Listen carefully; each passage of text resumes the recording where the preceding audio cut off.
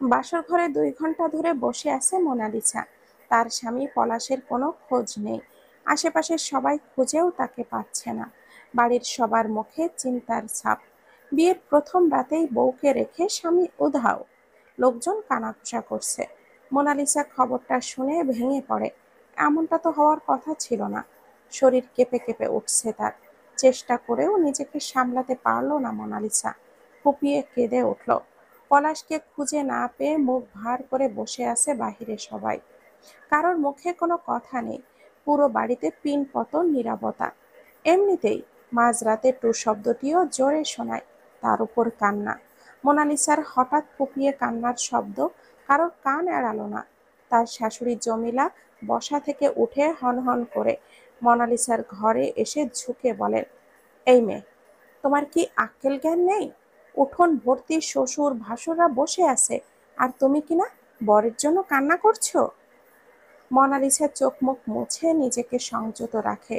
তার যা সীমায় এসে শাশুড়িকে বলেন, মোনা ভয় পেয়েছে আম্মা, এভাবে বকবেন না। জমিলা আগুন চোখে সীমার দিকে একবার তাকিয়ে বের হয়ে যান। সীমা মোনালিসার পিঠ আলতো চাপড়ে বলে, চিন্তা করো না মোনা, সব ঠিক হয়ে যাবে। মোনালিসা আর কিছুই বলল না। সীমা তখনই দরজাটা ভিড়িয়ে দিয়ে বের হয়ে যায়। মোনার চিৎকার করে কাঁদতে ইচ্ছে করছে। পলাশ কোথায় চলে গেল? কেন এমন করছে? পলাশ নিজের পছন্দ করে মোনালিসাকে বিয়ে করেছে। মোনালিসাও তো স্ব ইচ্ছায় রাজি হয়েছিল। পলাশকে দেখে তার কথাবার্তা ব্যবহারে মুগ্ধ হয়ে মোনালিসার বাবা মা আর দ্বিমত করেনি, রাজি হয়ে যান। ধুমধাম করে বিয়ে দিয়ে দেন। পলাশের চেহারা এত মায়াবী, মোনালিসা নিজেই তো ফিদা হয়ে গিয়েছিল প্রথম দেখায়। নিজেকে কত ভাগ্যবতী ভেবেছিল সে। পলাশকে ঘিরে, এই রাতকে ঘিরে কত স্বপ্ন দেখেছিল। অথচ আজ এই মুহূর্তে সব স্বপ্ন একেবারে গুঁড়ি গুঁড়ি হয়ে গেল। রাত 2টা ছুঁই ছুঁই। বাড়ির সবাই তখনও ক্লান্ত হয়ে বারান্দায় মুখ ভার করে বসে আছে। কারোর মুখে কোনো কথা নেই। পুরো বাড়িতে কারোর টু শব্দটিও না পেয়ে মোনালিসা চোখ মুছে উঠে দাঁড়ায়। জানালা দিয়ে উঁকি দেয়, দেখে সবাই বসে আছে। তার মনে হলো হয়তো কোনো বিপদে পড়েছে পলাশ। কেউ পুলিশে খবর দিচ্ছে না কেন? সে কি কাউকে ডেকে বলবে এ কথা? পর মুহূর্তেই ভাবল, না থাক, বললে আবার শাশুড়ি সবার সামনে কি বলে বসবেন। বরং আমি নিজেই কল করে খবর দেই পুলিশকে। মোনালিসা ফোনটা হাতে নেয়। পুলিশে কল দিতে যাবে। ঠিক তখনই বাইরে হইচই শুনে তাড়াতাড়ি করে জানালার ধারে এসে দাঁড়ায়। দেখে মাতালের মতো টলতে টলতে তার স্বামী পলাশ বাড়ি ফিরেছে। পলাশের বড় ভাই জসিম গর্জে উঠলেন, তোর একটুও বুদ্ধি-শুদ্ধি নেই? আজ তোর বিয়ে, নতুন বউ ঘরে রেখে তুই উধাও। ফোনটাও পর্যন্ত বন্ধ রেখেছিস। সব জায়গায় খুঁজেও তোর পাত্তা নেই। কোন চিপায় ছিলি, হ্যাঁ? আর পলাশ কোনো কথা না বলে সামনে পা বাড়ায়। জসিম আবারও বলেন, আজকেও মদ খেয়ে ফিরলি? ছি, তুই আমার ভাই, এটা ভাবতেও আমার ঘৃণা লাগছে। মা আর বোন দৌড়ে এসে পলাশকে নিয়ে ঘরে ঢুকে যায়। মোনালিসার মাথা ঘুরতে থাকে একটা কথা, আজও মদ খেয়ে ফিরেছিস মানে? তাহলে কি পলাশ আগে থেকেই মদ খায়? এত বড় বিষয় জানতে পারেনি সে? পলাশ লুকিয়েছে। শাড়ি আঁকড়ে ধরে সে দাঁড়িয়ে থাকে, ভাবে মানুষ এত বহুরূপী হয় কেমন করে। কিছুক্ষণ পর তার বড় জা সীমা পলাশকে নিয়ে মোনালিসার ঘরে ঢোকেন। পলাশকে রেখে এক গ্লাস গরম দুধ মোনার হাতে দিয়ে বের হয়ে যান। মোনা অন্যদিকে মুখ ঘুরিয়ে দাঁড়িয়ে থাকে। পলাশ দরজা লাগিয়ে শুধু বলে, ঘুমিয়ে পড়ো। মোনালিসা বিস্মিত হয়। আজ বিয়ের রাত, কত স্বপ্ন, কত রঙিন কল্পনা তার এই রাতকে নিয়ে। সে নিজেও তো কম নয় কোনো দিক দিয়ে। সুন্দরী, মায়াবতী, কত ছেলে তাকে পাওয়ার জন্য উন্মাদ ছিল। আর যার সঙ্গে তার বিয়ে হলো, সে তাকে উপেক্ষা করছে। মাতাল স্বামীকে কিছু বলার ইচ্ছে হচ্ছে না তার। রাতভর জেগে থাকে মোনা। মনের দুঃখে একটু পরপরই কেঁদে ওঠে। পলাশের জোরে নিঃশ্বাসের শব্দ শোনা যাচ্ছে। নিশ্চয় তলিয়ে গেছে ঘুমে। মোনার একবার পলাশের দিকে তাকাতেও ইচ্ছে করছে না। টেনশন হয় তার। বিয়ের প্রথম দিন এত খারাপ দিয়ে শুরু হলে পরে কি হবে? অনেকবার ভেবেছে পরিবারের কাউকে জানাবে, কিন্তু জানায়নি। সারাদিন তারপর ওপর ধকলও গেছে তার ওপর। পলাশের কার্যকলাপে কান্নাকাটি আর টেনশন করে মাথা ধরেছে তার ভীষণ। সে টেবিলের হাতের ওপরে মাথা রাখলো, চোখটা বন্ধ করলো, যদি একটু ঘুম আসে। সকালে আয়নার সামনে দাঁড়িয়ে নিজেকে দেখে নিজেই চমকে ওঠে মোনালিসা। চোখ দুটো ফুলে একেবারে রসগোল্লা হয়ে গেছে। যে কেউ দেখলেই বুঝবে যে সারা রাত সে কেঁদেছে। মোনা ফ্রেশ হয়ে মুখে হালকা মেকআপ করে, যাতে করে তার রাত জাগা চোখ, কান্না ভেজা মুখ অতটাও স্পষ্ট না হয়। ঠিক তখনই পেছন থেকে এসে পলাশ জড়িয়ে ধরে মোনাকে, পিঠে নাক ঘষে কাতর গলায় বলে, সোনা, মাফ করে দাও প্লিজ। বুঝতে পারিনি কাল, বন্ধুদের সঙ্গে গিয়েছিলাম, একটু বেশি হয়ে গেছে প্লিজ। মোনালিসা কোনো রেসপন্স করে না। পলাশ তা দেখে দ্রুত মোনার সামনে এসে বসে, কান ধরে বলে, আমি জানি অনেক বড় ভুল করেছি, যা উচিত হয়নি, প্লিজ মাফ করো। যতক্ষণ না মাফ করবে আমি এভাবেই বসে থাকবো। মোনালিসা উঠে চলে যেতে চায়। পলাশ পেছন থেকে তার হাতটা ধরে টেনে কাছে আনে, চোখের দিকে দৃষ্টিপাত করে বলে, একবার মাফ করো, আর কখনো হবে না এমন। তোমার সাথে তো বিয়ের 1 মাস আগে থেকেই কথা হয়েছে, তুমি যে ড্রিঙ্ক করো সেটা তো আগে বলনি। আর বিয়ের রাতেই উধাও মাতাল হয়ে ফেরা, এটা আমাকে কতটা অসম্মানিত আর অস্বস্তিতে ফেলেছে তুমি জানো? ওইসব বাদ দাও না মোনা, সরি বলছি তো। প্রতিটা মেয়েরই স্বপ্ন থাকে বিয়ের রাতকে নিয়ে, আমার সব স্বপ্ন শেষ করে ফেললে তুমি। বিয়ের রাত কি, তোমার আমার সব রাতই স্পেশাল হবে, ঠিক আছে? এবার মাফ করে দাও, কথা বাড়াইও না, নইলে কামড়ে ধরবো তোমার নাক। কি? পলাশ হাসে, সেদিন পত্রিকায় দেখলাম স্বামী নাকি স্ত্রীর নাক কামড়ে ছিঁড়ে ফেলেছে, আমিও তাই করব। মোনালিসা হেসে ফেলে, এই তো, আমার মোনালিসা হেসে উঠেছে। জানো তোমার হাসি কত কিউট হয়েছে, ভুয়া কমপ্লিমেন্ট দিতে হবে না। যেহেতু তোমাকে ভালোবাসি তাই প্রথমবারের মতো মাফ করলাম, কিন্তু আর যেন এমন না হয়, মনে থাকে যেন। এবার যাই। কে যেতে দিচ্ছে তোমায়? এখন তো আমি মাতাল না, এবার শুরু হোক। কি শুরু হোক? ভুরু কুচকে জিজ্ঞেস করে মোনালিসা। যা কাল রাতে হতো। কি সেটা? জানো না? না তো। ওকে, জানাচ্ছি। বলেই মোনালিসা আরো কাছে চলে আসে পলাশ। ওষ্ঠদ্বয় কাছাকাছি নিয়ে আসতেই মোনা এক ঝটকায় সরিয়ে দেয়। যেতে যেতে হেসে বলে, বাড়ি ভর্তি মানুষ, দিনের বেলায় এইসব না। পলাশ দরজাটা বগল দাবা করে দাঁড়িয়ে মিটিমিটি করে হাসছে। মোনালিসার মুখে হাসি দেখে যা সীমা জিজ্ঞেস করেন, সবকিছু ঠিক আছে তো মোনা? জি আপা, ঠিক আছে।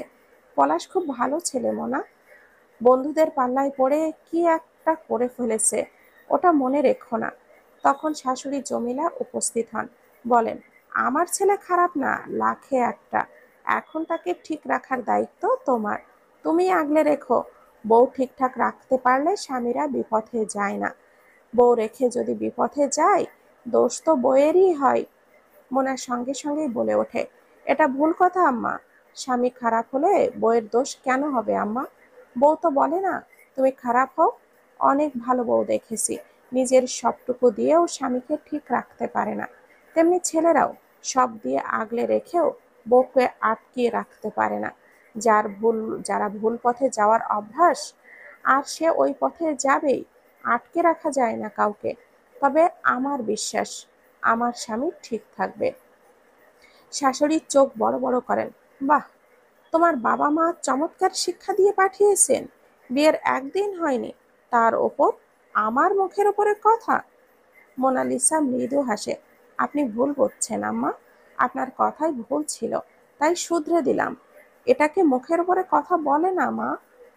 শাশুড়ি মাথা দুলিয়ে বলে ওঠেন, ওহ খোদা, আমি তো বিয়ের 1 মাস পর্যন্ত চোখ তুলে কারোর দিকে তাকাইওনি পর্যন্ত, আর এই মেয়ে কিনা। মোনা কিছু বলতে যাচ্ছিল, ঠিক তখনই তার যা চিমটি কেটে ফিসফিসিয়ে বলে, মোনা, বাড়িতে অনেক মেহমান এসেছে, আর কথা বাড়িও না। মোনা অনিচ্ছা সত্ত্বেও চুপ থাকে। বিয়ের পরের দিন নতুন বউ নাস্তা বানিয়ে সবাইকে খাওয়াবে, তাই কিচেনে মোনা ঢোকে। যা বলে দিয়েছে সে কি কি করবে। তেলে পেঁয়াজ মরিচ দিয়ে ডিম ভেজেছে নুডলস ভাজার জন্য, আর এক চুলায় বাদাম কিশমিশ দিয়ে দুধ গরম করেছে সেমাইয়ের জন্য। সীমা পাশে বসে ফল কাটছেন। আধা ঘন্টা পর আত্মীয়দেরকে খেতে দেওয়া হয়, সাথে মোনা সীমাও বসেছে। খেয়ে সবাই রান্নার প্রশংসাও করছিল। আপা, আর কিছু রান্না করব? তরকারি? মোনা জিজ্ঞাসা করে সীমাকে। না মোনা, আমরা সবাই হাতে হাতে করে নেব। তুমি পলাশের জন্য নাস্তা নিয়ে যাও, আর ফ্রেশ হয়ে থেকো। পার্লার থেকে একটা মেয়ে আসবে তোমাকে সাজাতে। মোনা মাথা দুলিয়ে চলে যায়। যেতে যেতে শোনে বেটিরা ফিসফিস করে কথা বলছে তাকে নিয়ে। বুঝে যায় প্রথম দিনেই সে অনেকের চোখে বেয়াদব বউ হয়ে গেছে। মোনা রুমে গিয়ে দেখে পলাশ শুয়ে গেমস খেলছে। মোনাকে দেখে উঠে বসে, অভিমানীর সুরে বলে, বউটা সকাল থেকে এত বিজি, একবারও চোখ ভরে দেখতেও পারছি না। এই জন্যই তো কি বিয়ে করেছিলাম। মোনালিসা হেসে বলে, ওঠো, খেয়ে নাও। বউ থাকতে নিজের হাতে খাবো কেন? খাইয়ে দাও। ওকে মশাই। মোনা পাশে বসে খাওয়াতে থাকে। পলাশ কণ্ঠ কিছুটা নামিয়ে ডাকে, মোনা। হ্যাঁ বলো। আজ বাড়িতে আত্মীয় স্বজন অনেক, তাছাড়া মা আগেরকার মানুষ। ওনার কথার উপরে কথা বলা পছন্দ করেন না। ওনাদের কথার উপরে কথা বলো না, ঠিক আছে? আশ্চর্য, কথা বলাও কি অপরাধ? বিয়ের পর কি মুখটা বন্ধ করে বসে থাকতে হবে? তা না, তবে বয়স্করা পছন্দ করে না। দেখো, ভুলকে ভুল আর সঠিককে সঠিক বলতে হবে। ব্যক্তি বড় হোক বা ছোট হোক, যদি কোনো কুসংস্কার বা ভুল থাকে কথায়, সরি, সেটা আমি তাল মেলাতে পারবো না। আমি শুধু কথা বলছি, তর্ক করিনি। তোমার আম্মা বেশি বুঝে নিয়েছেন। পলাশ চুপ থাকে। খাওয়া শেষে ফের মোবাইলে গেম খেলতে বসে। রুম থেকে বের হও, আমি শাওয়ার নেব।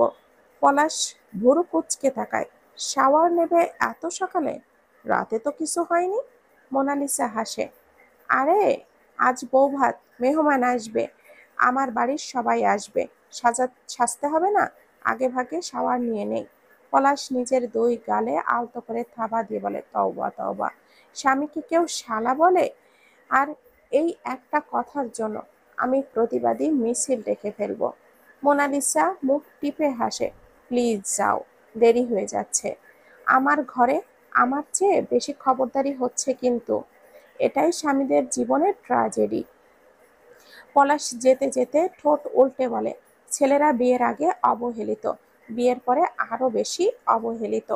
মোনা কোমরে হাত গুজে হাসে আর ভাবে, মানুষটা কতটা সফট আর হাসি খুশি।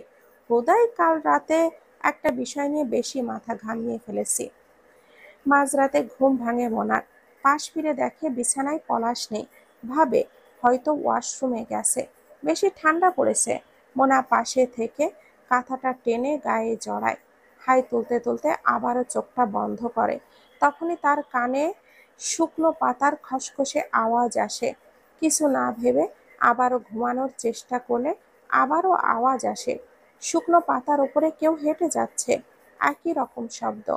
এইবার আর শব্দটা থামে না, অনবরত মরমর শব্দ হতে থাকে।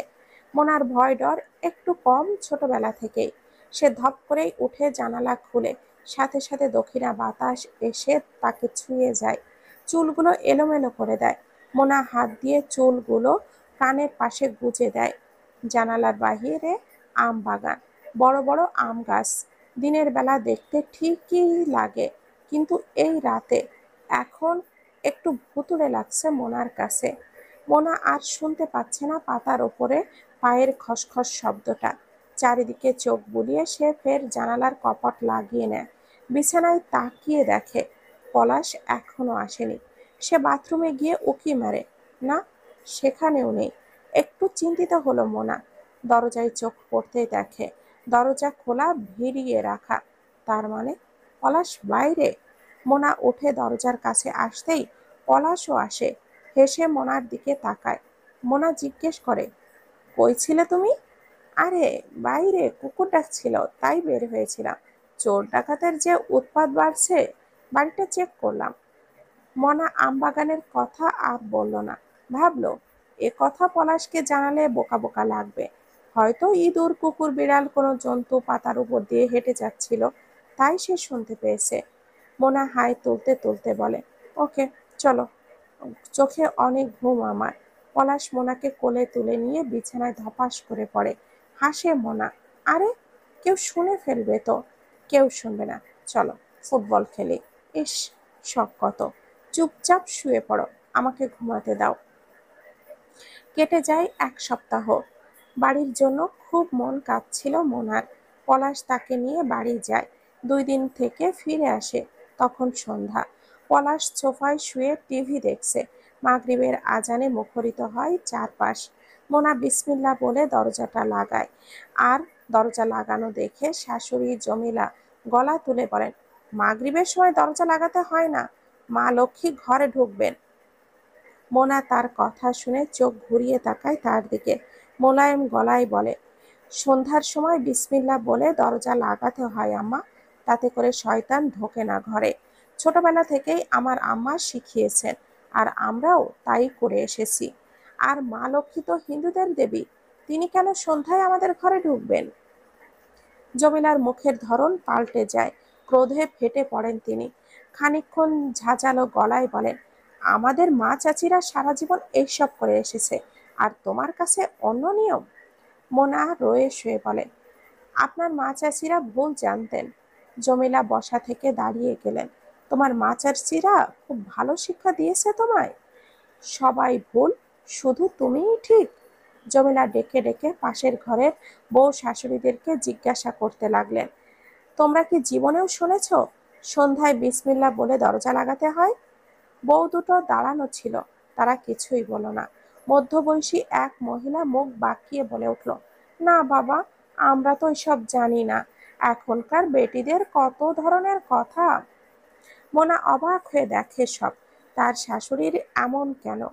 কথা না বুঝে চিল্লাচিল্লি করেন বেশি। জমিলা একা একা চিল্লাতে চিল্লাতে মোটামুটি বাঁশবাজার বানিয়ে ফেলেছেন তিনি। এখানেই তিনি ক্লান্ত হননি। পলাশকে গিয়ে বলেন, কখনো শুনেছিস বিসমিল্লাহ বলে সন্ধ্যায় কেউ দরজা লাগায়? পলাশ বলল, আম্মা, মোনা ঠিকই বলেছে। জমিলা তখনই হনহন করে বিড়বিড় করতে করতে বেরিয়ে যান। খানিক পর শান্ত হয়ে যায় বাড়ি। মোনা মাথায় হাত দিয়ে বসে ভাবে, উনি কথায় কথায় এমন করতে আমি এখানে ঠিকভাবে টিকবো কেমন করে? পলাশ শীষ দেয়। মোনা ফিরে থাকায়, কি, কাছে এসো। মোনা কপাল কুঁচকায়, মেজাজ বিগড়ে আছে তার। কিছু বলো বলো না। পলাশ নিজে উঠে মোনার কাছে এসে হাত ধরে টেনে তোলে। চলো। মেজাজ আরো বিগড়ে দেয়। মোনার ঠোঁটে হাসি ফুটে ওঠে। উফ, তুমিও না কি সব কথা বলো। পলাশ হাঁটু গেড়ে মোনার সামনে বসে পড়ে। মোনার কপালে উড়ে আসা অবাধ্য চুলগুলো ফু দিয়ে সরিয়ে দেয়। মোনা শিহরিত হয়। আমি ছুঁয়ে দিলে তুমি কেঁপে ওঠো কেন? পলাশ প্রশ্ন ছড়ে। মোনার ঠোঁট বাঁকায়, জানি না, হয়তো বেশি ভালোবাসি এই জন্য। পলাশ এইবার মোনার উরুতে মাথা রেখে জড়িয়ে ধরে মোনাকে। কণ্ঠ নামিয়ে বলে, যে কোনো পরিস্থিতিতে কখনো ছেড়ে যাবে না তো আমাকে মোনা? মোনার চুলে হাত বোলায় পলাশের, কখনো না। রোজ রাতে ঘুম ভাঙা মোনার পুরানো অভ্যাস। বেশি দেরি করে ঘুমালে এক ঘুমে রাত পোহায়। তাছাড়া সবসময় মাঝরাতে একবার ঘুম ভাঙবেই। আজও ঘুম ভাঙে তার। ঘরের লাইটটা অফ করে সবুজ ড্রিম লাইট জ্বালানো। মোনা পাশ ফিরে সেই আলোতে পলাশকে দেখল। পলাশ ঘুমোচ্ছে। সে উঠে ওয়াশরুমে যায়। রুমে ফিরে এক গ্লাস পানি ঢকঢক করে খায়। বিছানায় উঠতে যাবে, তখনই শুনতে পায় সেদিনের মতো করে পাতার উপরে কারোর পায়ের খসখস আওয়াজ। জানালার বাহিরে আজ শুধু পাতার আওয়াজ নয়, আজ নূপুরের মৃদু শব্দও শোনা যাচ্ছে, যেন কেউ পা টিপে টিপে হাঁটছে। নূপুরের শব্দ জোরে যেন না বাজে। মোনা জানালার পাশে গিয়ে কান লাগায় জানালায়। হ্যাঁ, শব্দটা এখনো শোনা যাচ্ছে। সে একবার ভাবল পলাশকে ডাকবে, কিন্তু আর ডাকলো না। আয়তাল কুর্সি পরে বুকে ফু দিয়ে সাহস নিয়ে জানালা খুলল। পলাশ যেহেতু ঘরে শোয় আর তাই অত ভয় পাচ্ছে না মোনা। কিছু হলে চিৎকার করলেই পলাশ পাশে থাকবে। আজ বেশ আলোকিত রাত, চাঁদের আলো আম গাছের পাতার ফাঁকে ফাঁকে পড়ে একরকম ধোঁয়ার মতো করে আলো দিচ্ছে। আধো আলো আধো ছায়া, পুরো বাগান জুড়ে। বাতাস বইছে হু হু করে। বাতাসের হাওয়া মোনার গায়ে লেগে শীত শীত আমেজ দিচ্ছে। মোনা গায়ে শাড়ি জড়ায় ভালো করে। পাতার খসখস আওয়াজ আর শোনা যাচ্ছে না, তবে নুপুরের মৃদু আওয়াজ এখনো শোনা যাচ্ছে। মোনা চারিদিকে চোখ বুলিয়ে বাম পাশে তাকাতেই দেখে ঘোমটা মাথায় একটা মেয়ে হাঁটছে আম বাগানের সামনের রাস্তায়। বড্ড অবাক হয় মোনা, কিঞ্চিত কেঁপেও ওঠে। তাড়াতাড়ি করে দোয়া পড়ে বুকে ফু দেয়। ভাবে, এত রাতে একটা মেয়ে কেন বাগানে হাঁটবে? পৃথিবীতে ভূত বলতে কিছু নেই, তবে জিনেরা অবশ্যই আছে। দুষ্টু জিনরা বিভিন্ন রূপ ধরে মানুষকে ভয় দেখায়। তাছাড়া অনেক জায়গায় তাদের আস্তানাও আছে। তাদেরকে বেশিরভাগ সাদা কাপড়ে দেখা যায়, মেয়ে রূপে কম দেখা যায়। মোনার মাথায় কিছুই আসছে না, সে খানিক ভয় পাচ্ছে। 2 মিনিটের ব্যবধানে মেয়েটা চোখের আড়াল হয়ে যায়। মোনা জানালাটা বন্ধ করে দাঁড়িয়ে শটান আরো দোয়া দরুদ পড়তে থাকে। পলাশকে আর ডাকেনি। বিছানায় উঠে পলাশকে শক্ত করে জড়িয়ে ধরে শুয়ে থাকলো। সীমা সকালে পরোটা আর ঘন লিকার দিয়ে দুধ চা বানিয়ে সবাইকে ডাকছে। মোনার মাথা ধরেছিল, বিধায় ফজরের নামাজ পড়ে সে আর বার শুয়ে পড়েছে। পলাশ সকালে উঠে বাজারে গিয়েছিল। সে বাজারে গিয়ে বাড়ি ফিরে জমিলা আর তার বড় ছেলে রান্নাঘরে এসে চেয়ারে বসে। মোনাও তখন ঢোকে, সীমার সাথে চা আর পরোটা এনে রাখে টেবিলে। সবাই খেতে বসে। জমিলা তাচ্ছিল্য চোখে তাকায় মোনার দিকে। মোনা তাতে ভ্রুক্ষেপ করে না। সে চায়ে বার কয়েক চুমুক দিয়ে বলে, এই বাড়িতে কি ভূত আছে? সবাই খানিক চমকে মোনার দিকে তাকায়। তুমি কি এমন কিছু দেখেছো মোনা? সীমা জিজ্ঞেস করে। ওই যে পেছনের আম বাগান, ওইখানে গতকাল রাতে একটা মেয়েকে হাঁটতে দেখেছি। পলাশের হেঁচকি উঠে মোনার কথা শুনে। মোনার ভাসুর সাহেল বলেন, তোমার চোখের ভুল হতে পারে মোনা, এত রাতে একটা মেয়ে ওখানে থাকার কথা না। জমিলার খাওয়া শেষ হয়ে গেছে। তিনি পান চিবোতে চিবোতে বলেন, এত বছর থাইকা এই বাড়িতে আসি, কোনোদিনও কিছু দেখলাম না। কি না কি দেখছে, জিনের আসর লাগছে মনে হয়। মোনা আর কিছুই বলেনি। কেউ তার কথা বিশ্বাস করছে না, কিন্তু সে তো ভুল দেখেনি। খাওয়া শেষ হয়। মোনা ভাত চড়ায়, 3 রকমের তরকারি রান্না করে। সীমা বাহিরের কাজকর্ম করে। দুপুরের খাওয়া শেষে মোনা পলাশকে বলে, কেউ আমার কথা বিশ্বাস করলো না, কিন্তু সত্যি একটা মেয়েকে আমি দেখেছি, তুমি বিশ্বাস করো। পলাশ ফোন একপাশে রেখে টেনে বুকে নেয় মোনাকে, বলে, মোনা, এসব কিছুই না, তুমি ভুল দেখেছো বা ভুল শুনছো। রাতে আর জানালা খুলো না, কেমন? মোনা চুপ করে থাকে। বেশ কয়েকদিন কেটে যায়। মোনা আর রাতে কারোর পায়ের শব্দ পায় না। ওই কথাটা প্রায় সে ভুলেই যায়। তাদের সংসারও ভালোই চলছিল। প্রেম ভালোবাসারও অভাব ছিল না তাদের মধ্যে। দিন যেতেই মাঝে মাঝে পলাশ আবারও আগের মতো করে নেশা করে বাড়ি ফেরা শুরু করে। মোনা অনেকবার বোঝায়, পলাশ কথা দেয় নেশা করবে না, তাও করে। অফিসের বিভিন্ন কলিগদের সাথে তার মাখামাখি সম্পর্ক। প্রায় সময় কল বার্তা মোনার চোখে পড়ে। মোনা পলাশকে প্রশ্ন করলে সে হেসে উত্তর দেয়, মেয়েরা আমার পেছনে ঘুরলে আমি কি করব ডার্লিং। মোনার পিত্তি জ্বলে যায় পলাশের কথা শুনে। এইসব নিয়ে ঝগড়া লেগেই থাকে তাদের মধ্যে। ভালোবাসা বিন্দু মাত্রও আর অবশিষ্ট থাকে না।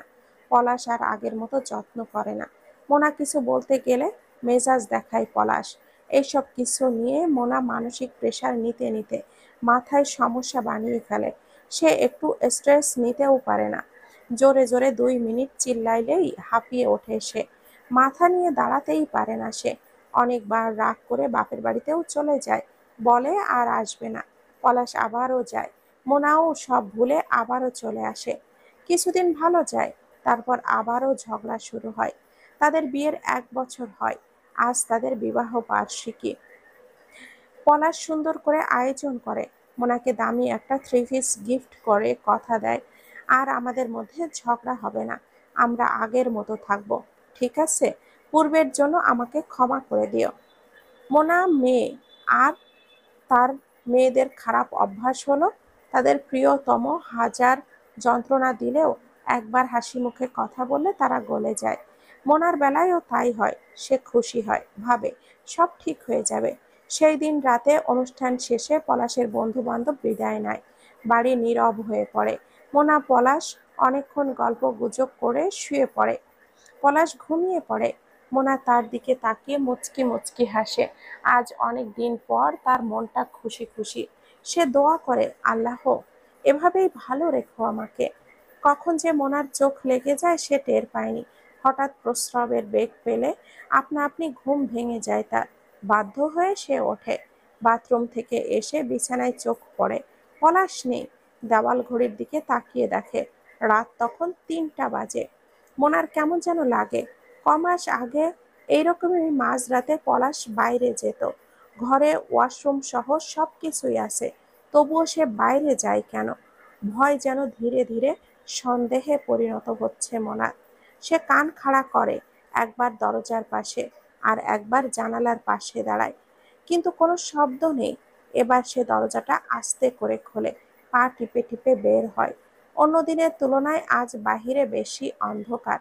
মানুষের আবছা ছায়া ছাড়া আর কিছুই দেখা যায় না। মোনা যত সামনে যায় ততই যেন ফিসফিস আওয়াজ আসে। স্থির দাঁড়িয়ে থেকে মোনা বুঝতে পারে দুজন মানুষ কথা বলছে। মোনার ভয় লাগছে, কিন্তু ভয়কে পাত্তা দিচ্ছে না। পলাশ কোথায় যায় তার আজ দেখতেই হবে। আর একটু সামনে এগোতেই ছোট্ট একটা মেস লাইটের মৃদু আলো দেখতে পায়। তাড়াতাড়ি করে বড় একটা আম গাছের আড়ালে গিয়ে দাঁড়ায়। দুইজন মানুষ এখন মোনার খুব কাছাকাছি। লাইটের মৃদু আলো পুরুষ মানুষটার দিকে পড়তেই মোনার পায়ের তলার মাটি সরে যায়। সে শক্ত করে দুই হাতে আম গাছ জড়িয়ে ধরে। ওখানেই দাঁড়িয়ে আছে পলাশ, তার সাথে একটা মেয়ে। মেয়েটাকে মোনা চেনে, এ তো পাশের বাড়ির উর্মি, সম্পর্কে পলাশের চাচাতো বোন। সবকিছু স্পষ্ট হতে থাকে মোনার কাছে। তাহলে সেই নুপুরের শব্দ, পাতার আওয়াজ, পলাশের ঘরে না থাকা, সব তাহলে এই। মোনা কাঁপতে থাকে। তার কান্না পায় ভীষণ। ভেতর ফেটে কান্না আসছে তার। সে একদলা ওড়না মুখে গোজে। উর্মি আর পলাশ কথা বলছে, কিন্তু পরিষ্কার শুনতে পাচ্ছে না মোনা। সে সামনে আরেকটা গাছের আড়ালে গিয়ে দাঁড়ায়। ততক্ষণে পলাশ আর উর্মির আরো কাছাকাছি আসে। পলাশ বলছে, আমি আর যাই উর্মি, মোনা টের পেয়ে যাবে। উর্মি তখন ন্যাকামো করে বলে, উফ, তোমার বউকে নিয়ে এক জ্বালা। আপদ বিদায় করছো না কেন? কতদিন এই লুকোচুরি করব? সহজে কি বিদায় করা যায়? বিয়ে করতে বলেছিল কে? আরে কি রূপ মোনার! বিয়ে না করলে কি ভোগ করতে পারতাম? এখন অবশ্য ও চলে গেলে আমার কিছুই আসে যায় না, অনেক শখ মিটিয়েছি। পলাশের কথা শুনে মোনার গা রি রি করে ওঠে। পলাশ কিরকম কথাবার্তা বলছে! এত নিচু সে! ভালোবাসার নাটক করেছে! ঘেন্নায় নিচে একদলা থুতু ফেলে মোনা। ওকে বিদায় না করলে তো আমায় ঘরে তুলতে পারবে না। এক কাজ করো, ওকে এমন টর্চার করো যাতে করে ও চলে যায়। তারপরে যদি না যায়, কি শেষ করে ফেলো। পাগল হয়ে গেছো? মানুষ মারা এত সহজ? জানি না কি করবে, তবে ওকে যেভাবেই হোক তোমার জীবন থেকে সরাও। আমি এভাবে দূরে থাকতে পারবো না। শেষের কথাগুলো শুনে মোনা স্থির থাকতে পারে না। মানুষ প্রেমে কতটা অন্ধ হলে অন্যকে মারার চিন্তা করে। মোনা চলে আসে ঘরে। এমনভাবে আসে যেন তার পায়ের শব্দ কেউ টের না পায়। ঘরে এসে মেঝেতে বসে হাঁটুর ওপরে মাথা রেখে কান্না করতে থাকে সে। পলাশের পায়ের শব্দ শুনেই মোনার হুঁশ ফেরে। সে তাড়াতাড়ি করে চোখ মুখ মুছে খাটে উঠে বসে। পলাশ মোনার পাশে এসে বসে, কাঁধে আলতো করে হাত দিয়ে জিজ্ঞেস করে, তুমি বসে আছো কেন? মোনা কথা বলে না। পলাশ মোনার চিবুক ধরে মুখের দিকে তাকাতেই অবাক হয়। যতই মুখ মুছুক না কেন, মোনার মুখে তবুও স্পষ্ট কান্নার ছাপ। পলাশ উতলা হয়ে পড়ে। আরে কি হলো? মোনা, কাঁদছো কেন? ভয় পেয়েছো? মোনা মাথা ঝাঁকিয়ে না বলে, তাহলে কাঁদছো কেন?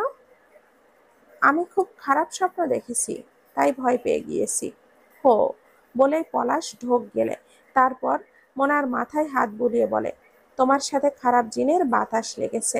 আমি কালকেই একজন হুজুরকে বাড়িতে নিয়ে আসব। এবার ঘুমিয়ে পড়ো। সময় পার হয়, রাত বাড়ে। পলাশ ঘুমিয়ে গেলেও মোনা ঘুমোয় না। অস্থিরতায় কাটে তার রাত। ভেতরে ভেতরে গুমড়ে গুমড়ে কাঁদে সে। পলাশ সত্যি সত্যি পরের দিন কবিরাজ নিয়ে আসে বাড়িতে। মোনাকে সামনে নিয়ে সবকিছু বলে। কবিরাজ মোনাকে একটা তাবিজ দেয়, ঝাড়ফুঁক করেন।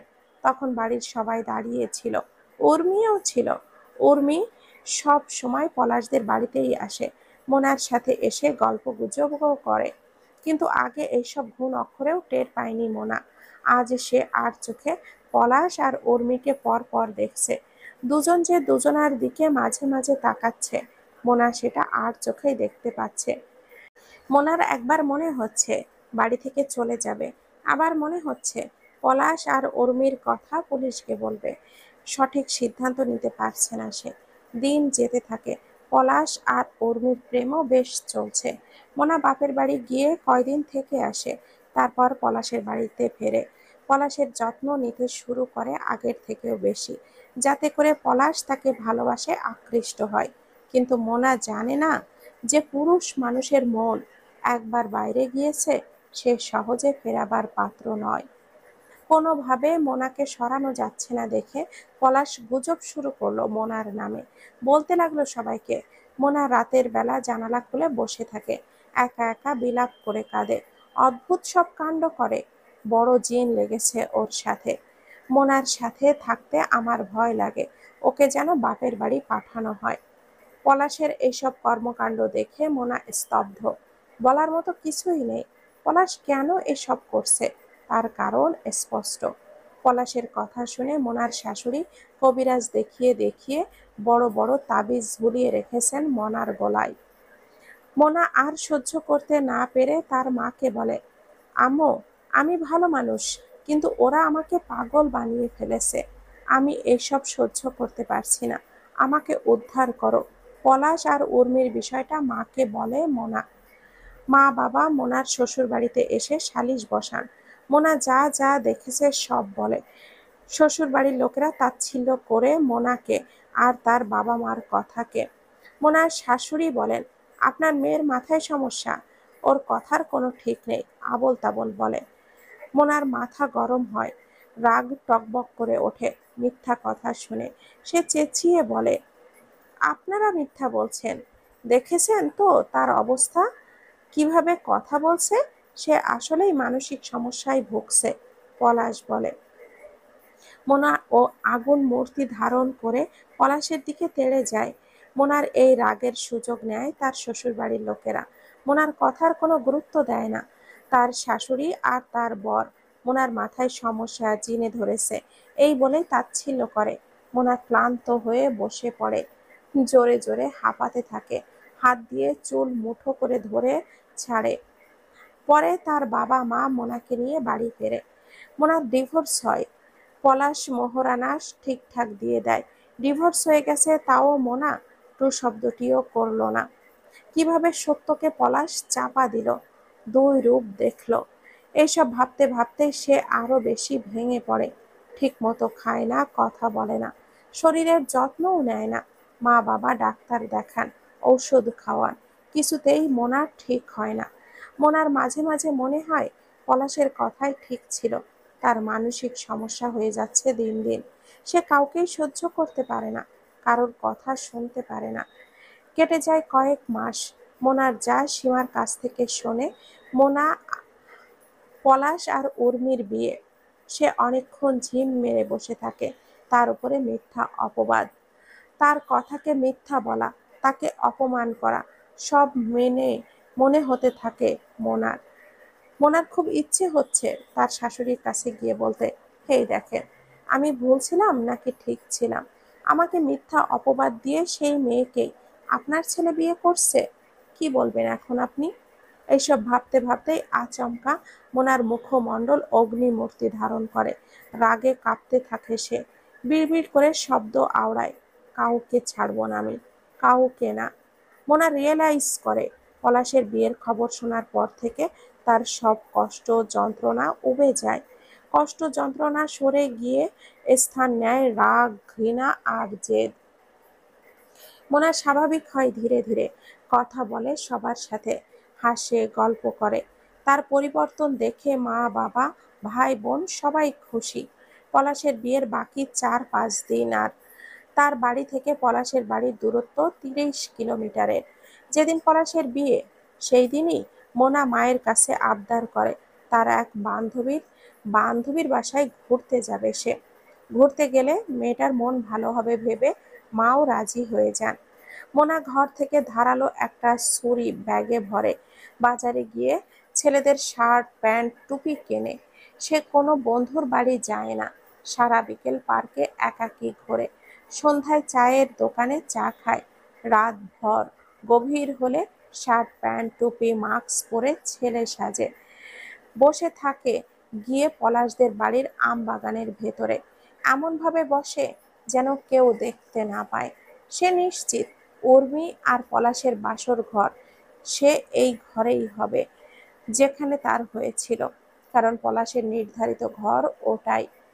মোনার সুবিধা এখানেই। আর বাই চান্স এমন না হলেও সমস্যা নেই, সে অন্য উপায় ভাববে। রাত বাড়ে, বিয়ে বাড়ির হই হুল্লোড় কমে আসে, বাড়ি নিস্তব্ধ। রান্নাঘরে শুধু কয়েকজন মহিলার কথা শোনা যাচ্ছে। ঘড়িতে রাত 12টা বাজে। মোনা আরো 1 ঘন্টা অপেক্ষা করে। তার পায়ে বড় বড় মশা কামড়াচ্ছে, সে সাবধানে সেইগুলোকে মারছে। অবশেষে কাঙ্ক্ষিত সময় আসে। ঝিঁঝি পোকার ডাক ছাড়া আর কোনো কিছুরই শব্দ নেই চারপাশে। মোনা কয়েকটা ইটের টুকরো নিয়ে পলাশের ঘরের কাছাকাছি যায়। জানালায় কান পেতে শোনে নতুন বর বউয়ের ফিসফিসানি। সে এক টুকরো ইট জানালায় ছুঁড়ে মারে। পলাশ, উর্মি দুজনেই তাকায় জানালার দিকে। দ্বিতীয় ইটটা ছুঁড়ে মারলে পলাশ উঠে জানালাটা খোলে, চারপাশে চোখ বুলায়। মোনা ঝোপের মধ্যে লুকিয়ে পড়ে।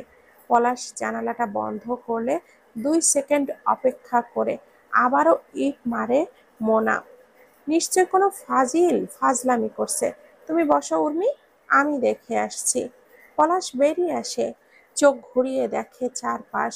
সে মোনার বিপরীত দিকে গেলে পেছন থেকে মোনা বড় একটা ইট মাথায় আঘাত করে। পলাশ চিৎকার করার আগেই বেঁধে ফেলে তাকে। পলাশ পড়ে যায়, মাথা থেকে রক্ত বের হতে থাকে। চোখ বড় বড় করে দেখার চেষ্টা করে সামনের মানুষটাকে। মোনা ছুরি দিয়ে আঘাত করে পলাশের পেট বরাবর।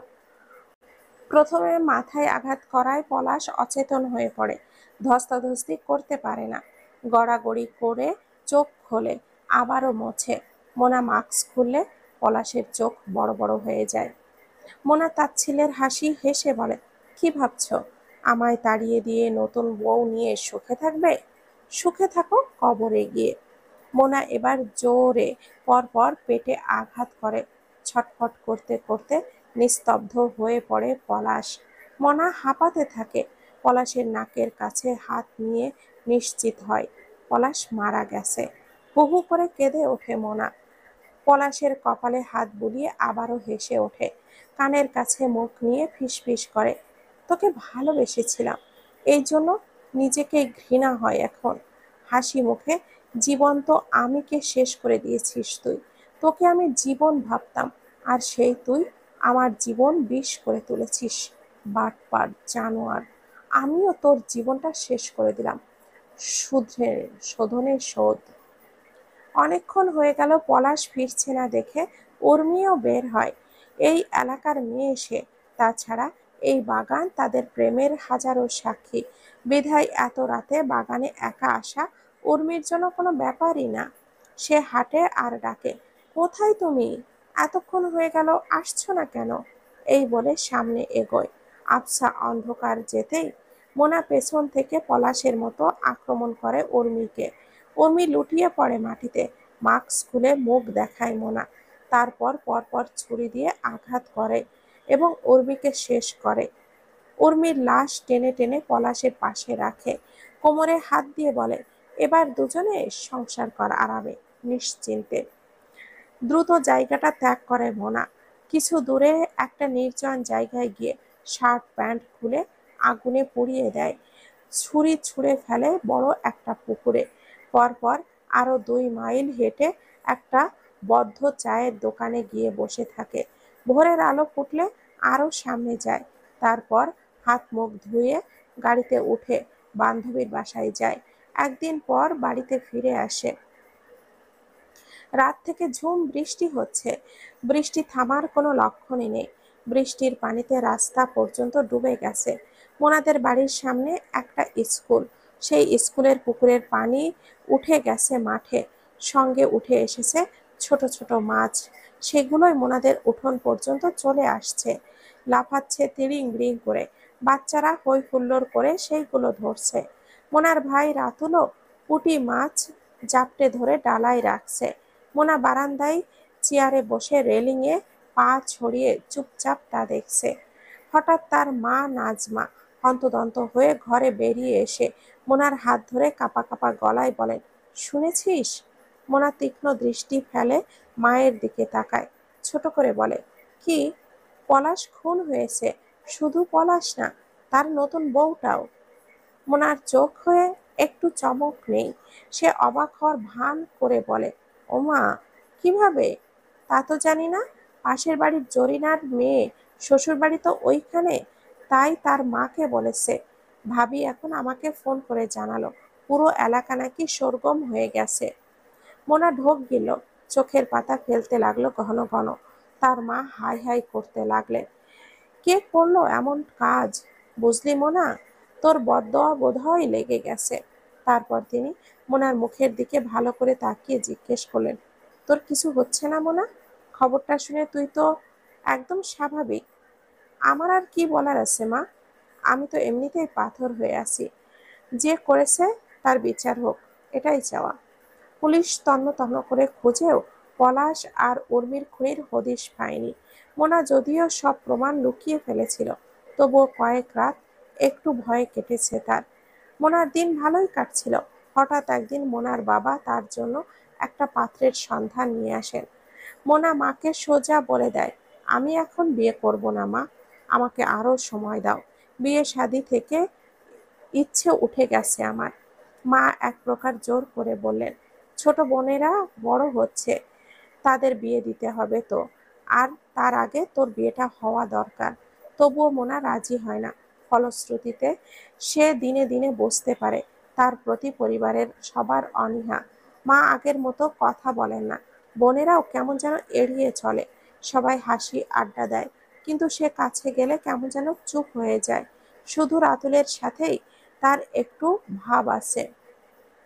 মোনা অবাক হয়ে ভাবে, এই দুনিয়ায় আমি ছাড়া আমার আর বোধহয় আপন কেউ নেই। স্বার্থে আঘাত লাগলেই সবাই পর হয়ে যায়, এমনকি জন্মদাতা জন্মদাত্রীও। এত কাছের আপন মানুষগুলো যখন পরের মতো আচরণ করে, তখন সত্যি সহ্য হয় না। সহ্য করার মতো শক্তিও থাকে না। মোনারও খুব অসহায় লাগে এখন ঘরে থাকতে। রাত হলে সে ছাদে গিয়ে চুপচাপ বেতের চেয়ারে বসে থাকে। পুরো আকাশ আলোকিত করে মাঝখানে ভেসে থাকা এক ফালি চাঁদের দিকে তাকিয়ে থাকে। তার ফেলে আসা সুখকর দিনগুলোর কথা মনে পড়ে। পলাশের সঙ্গে পরিচয়, প্রথম ছোঁয়া, কত কথা, কত প্রেম। দীর্ঘশ্বাস ফেলে মোনা। তার ভেতরে হু হু করে ওঠে। কষ্ট জমে জমে তার ভেতরটা পাহাড় হয়ে গেছে। সে খুব করে কাঁদতে চায়, কিন্তু কান্না আসে না। মোনা চেষ্টা করে কিছু একটা কাজ করার, নিজের পায়ে দাঁড়ানোর, কিন্তু তার মা বাবা তাতেও বাধা দেন। ডিভোর্সি মেয়ে, বাইরে গিয়ে কিছু করলে এলাকার মানুষ ছি ছি করবে। তাতে মা বাবার লজ্জা লাগবে।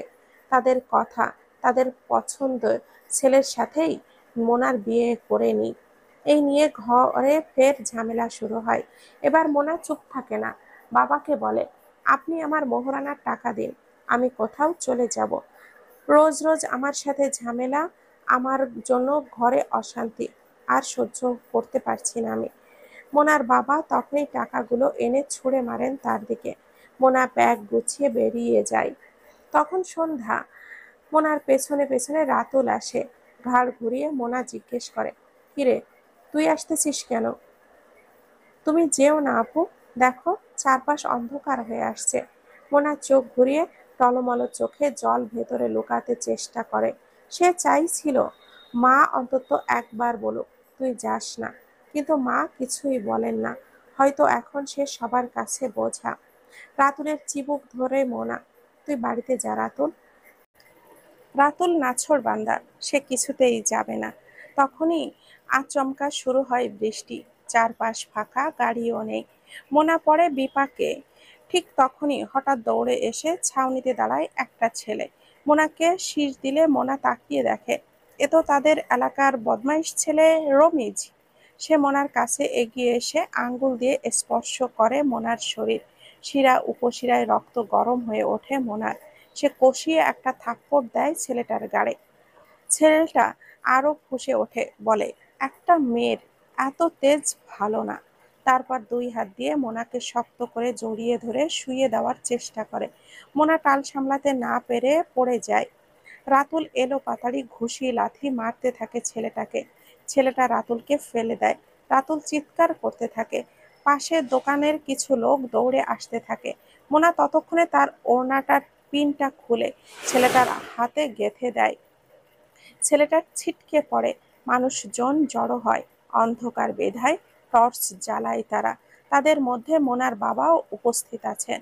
রাতুল সবাইকে বলে দেয় ছেলেটা কি কি করেছে তার সাথে। মোনার বাবা পরপর কয়েকটা থাপ্পড় দেন রমিজকে। সে সেখান থেকে সরে যায়। একজন ভদ্রলোক বলে ওঠেন, শিয়ানা মেয়ে, এই সন্ধ্যায় একা বাইরে কেন?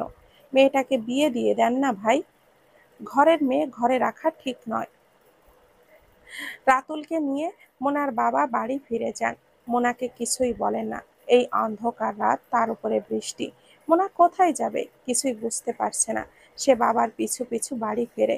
চুপচাপ দাঁড়িয়ে থাকে বারান্দায়। ঘরে তখন বাবার গর্জন শোনা যায়, এক মেয়ের জন্য আমার মান সম্মান সব শেষ। কার মুখ দেখে যে একে জন্ম দিয়েছ নাজমা কে জানে। কারোর কথা শোনে না, নিজের মতো করে চলে। লোকে যা তা বলে, ঘর থেকে বের হওয়া যায় না। এদিকে বাহিরে ঠান্ডায় কাঁপতে থাকে মোনা। পুরো গা কাদায় মাখামাখি তার। সে ঘরে ঢুকে কারোর পরোয়া না করে সোজা গোসলখানায় চলে যায়। গোসল সেরে নিজের ঘরের দরজাটা বন্ধ করে দেয়। পা টিপে ড্রেসিং টেবিলের সামনে গিয়ে নিজেকে দেখে। মুখে ধীরে ধীরে হাত বুলিয়ে ভাবে, কি সুন্দর ঝকঝকে ছিল আমার চেহারা, এখন কত মলিন হয়ে গেছে। মানসিক টেনশন মানুষকে এইভাবে তিলে তিলে শেষ করে ফেলে। ছোট্ট একটা দীর্ঘশ্বাস ফেলে খাটের উপরে ওঠে মোনা। পাতলা কাঁথা টেনে নেয় গায়ে। জীবন নিয়ে হাজারো জল্পনা কল্পনা করতে করতে ঘুমিয়ে পড়ে সে। ভোরে ঘুম ভাঙে মোনার। পেটের ভেতরে ইঁদুর দৌড়াচ্ছে। রান্নাঘরে গিয়ে ফ্রিজ খুলে বাসি তরকারি ভাত খেয়ে পানি খায়। আর নিজের রুমে ফিরে এসে ভাবতে থাকে এখন কি করবে সে। বেলা গড়াতেই বাইরে ধমকাধমকি শুনে জানালা খোলে মোনা। জানালা দিয়ে তাকিয়ে দেখে রমিজ আর তার বাবা ও ভাই সহ আরো কয়েকজন লোক দাঁড়িয়ে জোর গলায় বাবাকে ডাকছে। মোনার বাবা আর বড় ভাই বের হয়ে আসে। আরো লোকজন জড়ো হয়। ছেলেটার বাবা জোর গলায় বলে, আমার ছেলের গায়ে হাত তোলার আগে একবার ভাবা উচিত ছিল। তুমি জানোই না তোমার মেয়ের সাথে আমার ছেলের 2 মাসের সম্পর্ক, একসাথে থেকেছে ও দুজন। এ কথা বলে রমিজের বাবা রমিজকে বলে, রমিজ, দেখাতো ছবিগুলো এদেরকে। রমিজ তখন ফোনটা উঁচু করে সবার সামনে মোনা আর তার আপত্তিকর ছবিগুলো দেখাতে শুরু করে। মানুষজন হাসতে থাকে, কেউ কেউ আপত্তিকর মন্তব্য করতে থাকে। মোনার বাবা চুপচাপ ছিলেন। অত শিক্ষিত মানুষ নন তিনি। মেয়ের ছবি দেখে মানুষের আজে বাজে কথা শুনে তার বুকে ব্যথা ওঠে। তিনি অজ্ঞান হয়ে পড়ে যান মাটিতে। পরিস্থিতি অস্বাভাবিক হয়ে যায়। মোনা ছুটে ঘর থেকে বেরিয়ে আসে। বাবার কাছে যেতে গেলে মা পরপর কষিয়ে চড় মারেন তাকে। মোনা ছেলেটার হাত থেকে ফোনটা নিয়ে ছবিগুলো ভালো করে দেখে। তারপর সবার উদ্দেশ্যে বলে, আপনারা যারা মুরব্বী হয়তো আমার কথা বুঝবেন না, কিন্তু আমার বয়সী যারা আছে বা যারা এখনকার যুগ বোঝে, তারা জানবে এটা আমার ছবির ফেক এডিট করা। আর প্লিজ না জেনে আমার পরিবারকে খারাপ বলবেন না প্লিজ। মোনা কান্নায় ভেঙে পড়ে।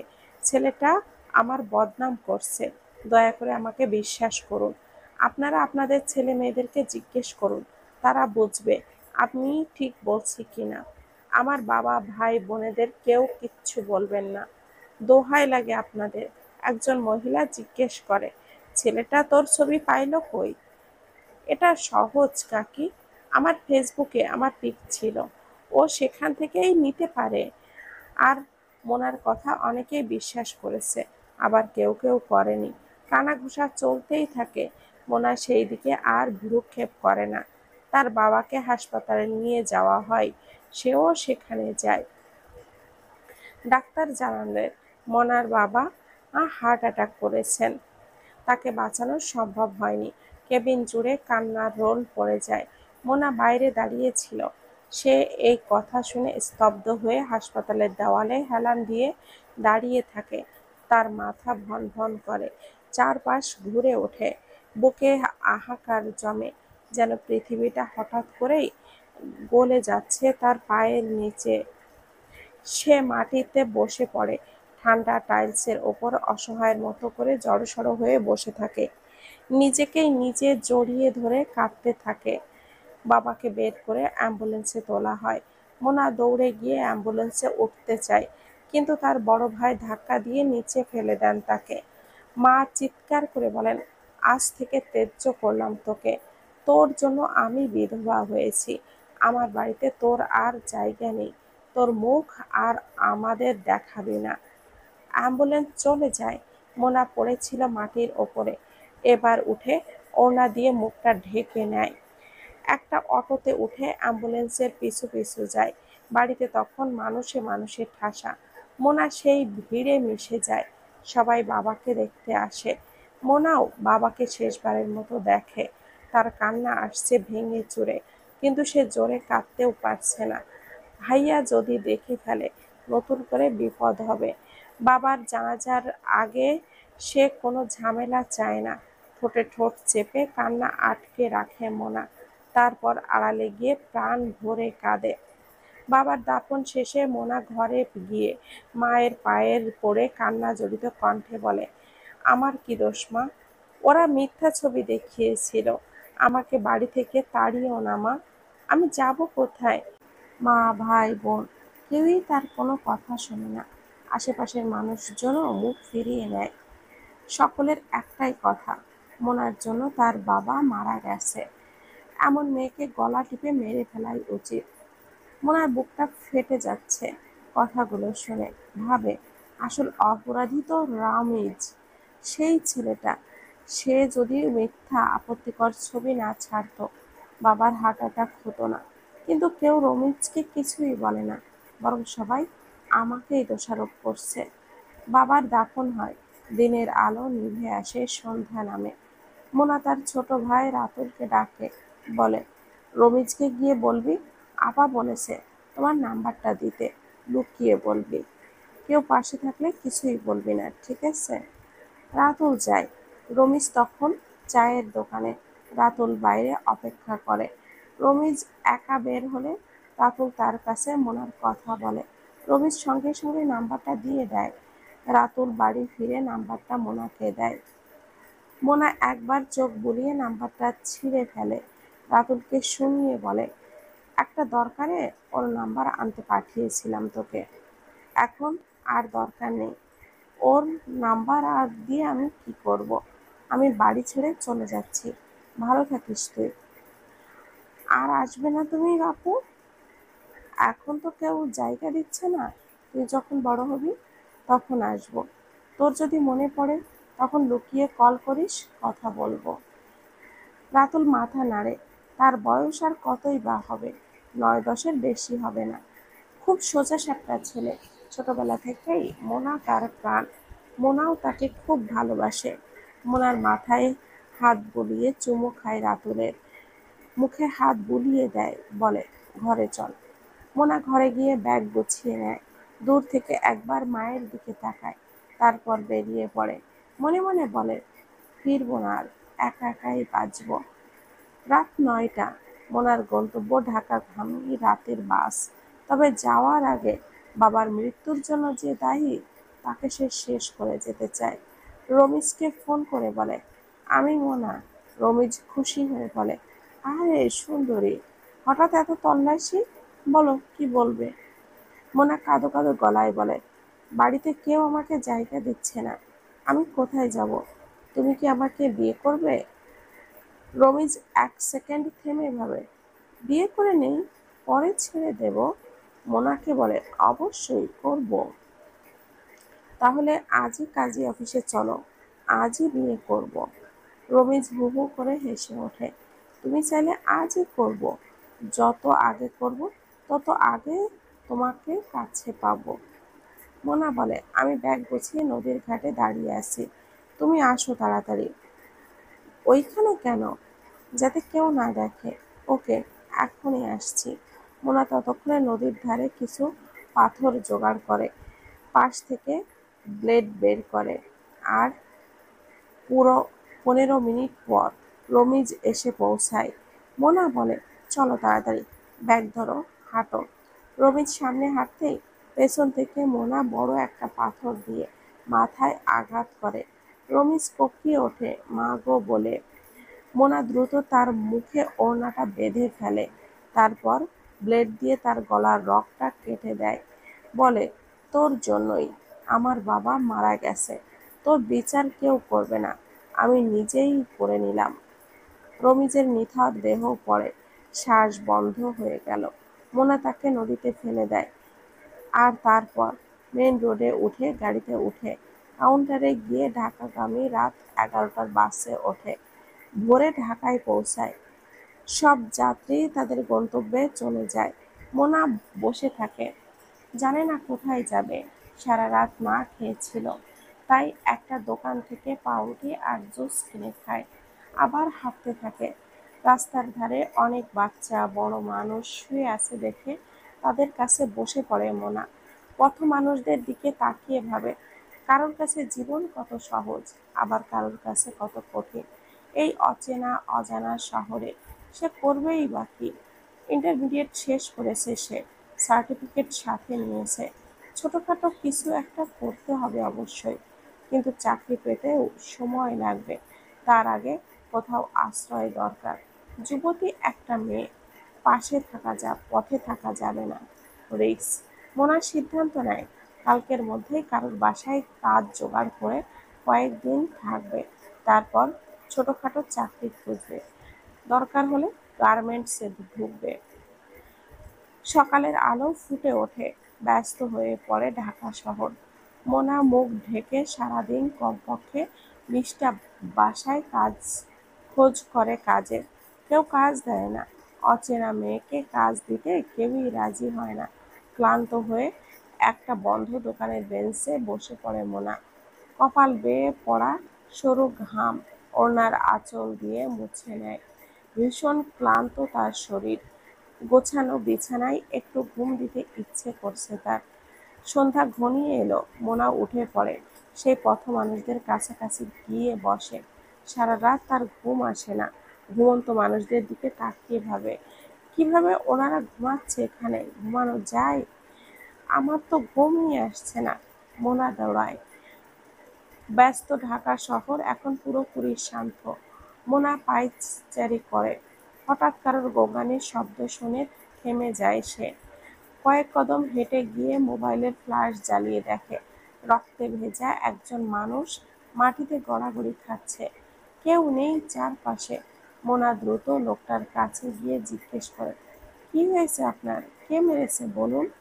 কিছু বলার আগেই লোকটার নিঃশ্বাস থেমে যায়। পাশে ছুরি দেখে মোনা নিশ্চিত হয় এক্ষুনি কেউ মেরে পালিয়েছে। তখনই পুলিশের গাড়ি আসে। গাড়ির হেডলাইটের আলো এসে পড়ে মোনার চোখে। তীব্র আলোয় চোখ বন্ধ করে ফেলে মোনা। পুলিশ এসে তার হাতে হাতকড়া পরিয়ে ফেলে।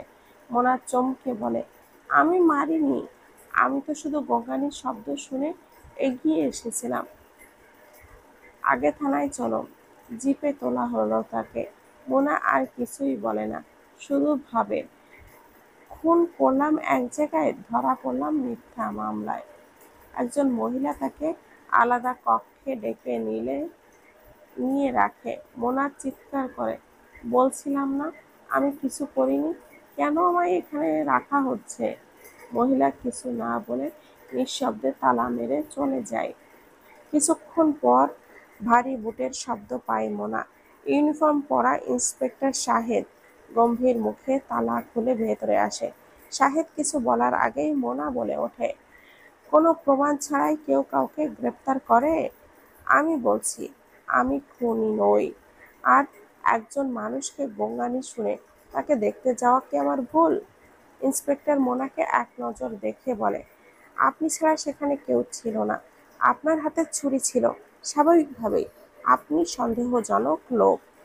না স্যার, বিশ্বাস করুন, ঢাকা শহরে আমি কালই এসেছি। সারাদিন কাজ খুঁজেছি। রাস্তার পাশে অনেক মানুষ শুয়ে আছে, আমিও তাদের কাছে বসাচ্ছিলাম। হঠাৎ গঙ্গানির শব্দ পেয়ে এগিয়ে যাই আর দেখি ওই মানুষটা ছটফট করছে। তারপর কিছু জিজ্ঞাসা করার আগেই উনি মারা গেলেন। কিভাবে বুঝবো আপনি খুন করেননি? কিভাবে বুঝলেন আমি খুন করেছি? ইন্সপেক্টর কিছু বলার আগেই ওয়্যারলেসে কল আসে। অপর পাশ থেকে একজন জানায়, খুনি ধরা পড়েছে, মেয়েটি নির্দোষ। শাহেদ শান্ত গলায় বলে, সরি, আপনি নির্দোষ, আপনি যেতে পারেন। মোনার মুখে হাসি ফুটে ওঠে, দেখলেন, বলছিলাম না আমি নির্দোষ। ইটস ওকে, যেতে পারেন এবার। স্যার, এই শহরে আমার কেউ নেই, এত রাতে যাওয়ারও জায়গা নেই। রাতটা কি আমি এখানে থাকতে পারি? ইন্সপেক্টর যেতে যেতে থেমে দাঁড়ায়, ফিরে তাকায় মোনার দিকে, গম্ভীর মুখে মাথা হেলে মোনাকে বলে, ওকে, থাকতে পারো। সকাল 10টা বাজে। কারাগারের ভেতর থেকে বের হয়ে ধীরে ধীরে হাঁটতে থাকে মোনা।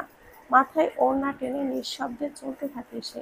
গেট পেরিয়ে রাস্তায় উঠবে, তখনই হঠাৎ সামনে আসতেই দেখল ইন্সপেক্টর শাহেদকে। শাহেদ গম্ভীর মুখে সোজা হেঁটে যাচ্ছে, মোনার দিকে একবারও তাকায়নি। মোনা এক পা এগিয়ে ডাকে, শুনুন, একটা কথা ছিল। ইন্সপেক্টর না থামলো, না পেছনে ঘুরল, চলতে চলতে প্রশ্ন করলো মোনাকে, কি কথা? মোনা একটু ইতস্ত করে বলল, আপনার বাসায় কি কাজের লোক দরকার স্যার? আমার খুব দরকার একটা কাজের। এবার ইন্সপেক্টর ধীরে ধীরে পেছনে ফিরে তাকায়, মোনাকে কিছুক্ষণ নিরীক্ষা করে জিজ্ঞেস করে, তোমার বাসা কোথায়? সমস্যা কি? যুবতী মেয়ে, রাস্তায় কাজ খুঁজছো কেন? মোনা ঢোক গিলে মাথা নিচু করে বলে, গতকাল বলেছিলাম, বাড়ি থেকে বের করে দিয়েছেন। আর কিছুদিনের জন্য একটা কাজ আমার খুব দরকার স্যার, দিতে পারবেন? কোন অপরাধ করে পালিয়েছ? না স্যার, একদমই না। আপনি চাইলে খোঁজ নিতে পারেন। ইন্সপেক্টর মুখ ঘুরিয়ে নেয়, আমার বাসায় কাজের লোক আছে, লাগবে না। মোনার মুখটা ঝুপ করে মলিন হয়ে যায়, মাথা হেঁট করে বলে, ওকে স্যার। সে আবারও হাঁটা শুরু করে।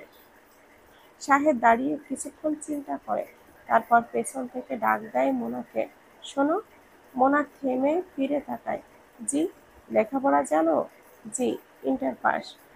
ক্লাস 1-এর বাচ্চা আছে, তাকে পড়াতে পারবে? শুধু পড়ানো না, গোসল, খাওয়া, স্কুলে আনা নেওয়া, সব সামলাতে পারবে? বাচ্চার কথা উঠতেই রাতুলের কথা মনে পড়ে যায় মোনার। রাতুলও তার কাছে একটা বাচ্চা। ঠোঁটের কোণে এক টুকরো নরম হাসি খেলে যায় মোনার। আত্মবিশ্বাস নিয়ে জবাব দেয়, অবশ্যই পারবো। আমি বাচ্চাদেরকে খুবই পছন্দ করি স্যার। প্লিজ একটা কাজ দিন আমায়, মন দিয়ে করব। ইন্সপেক্টর খানিকক্ষণ চুপ থেকে মাথা দোলায়, ঠিক আছে, দুপুর অবধি অপেক্ষা করো, লাঞ্চ টাইমে আমি তোমাকে বাসায় পৌঁছে দেব।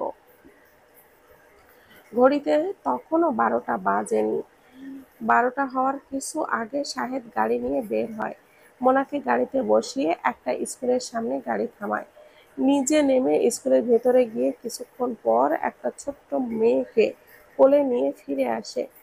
6-7 বছরের মেয়ে, পরনে স্কুলের ইউনিফর্ম, দুই পাশে ঘাড় পর্যন্ত চুল বেনুনি করা, মুখে অসম্ভব মায়া, কিন্তু হাসি নেই মুখে। শাহেদ মেয়েটাকে গাড়িতে তোলে। মোনা পেছনের সিটে বসা ছিল। মেয়েটা এক ঝলক মোনার দিকে তাকিয়ে চোখ ফিরিয়ে নেয়।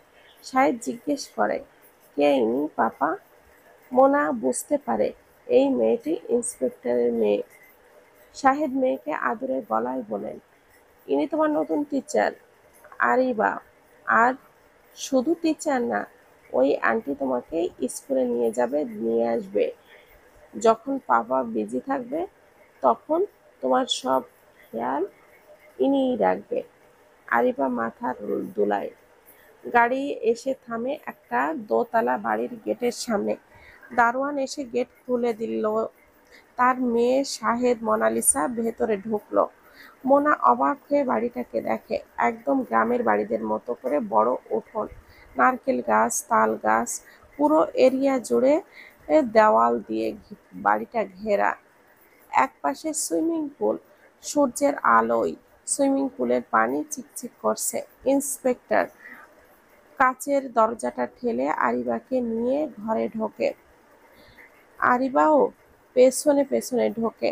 আরিবাকে মধ্যবয়স্ক একজন মহিলা হেসে বলে, আমার সোনা ফিরেছে বলেই আদর করছেন। আরেকজন মহিলা রান্নাঘরে কাজ করছেন। মোনা চোখ দিয়ে মনে মনে খুঁজলো আরিবার মাকে।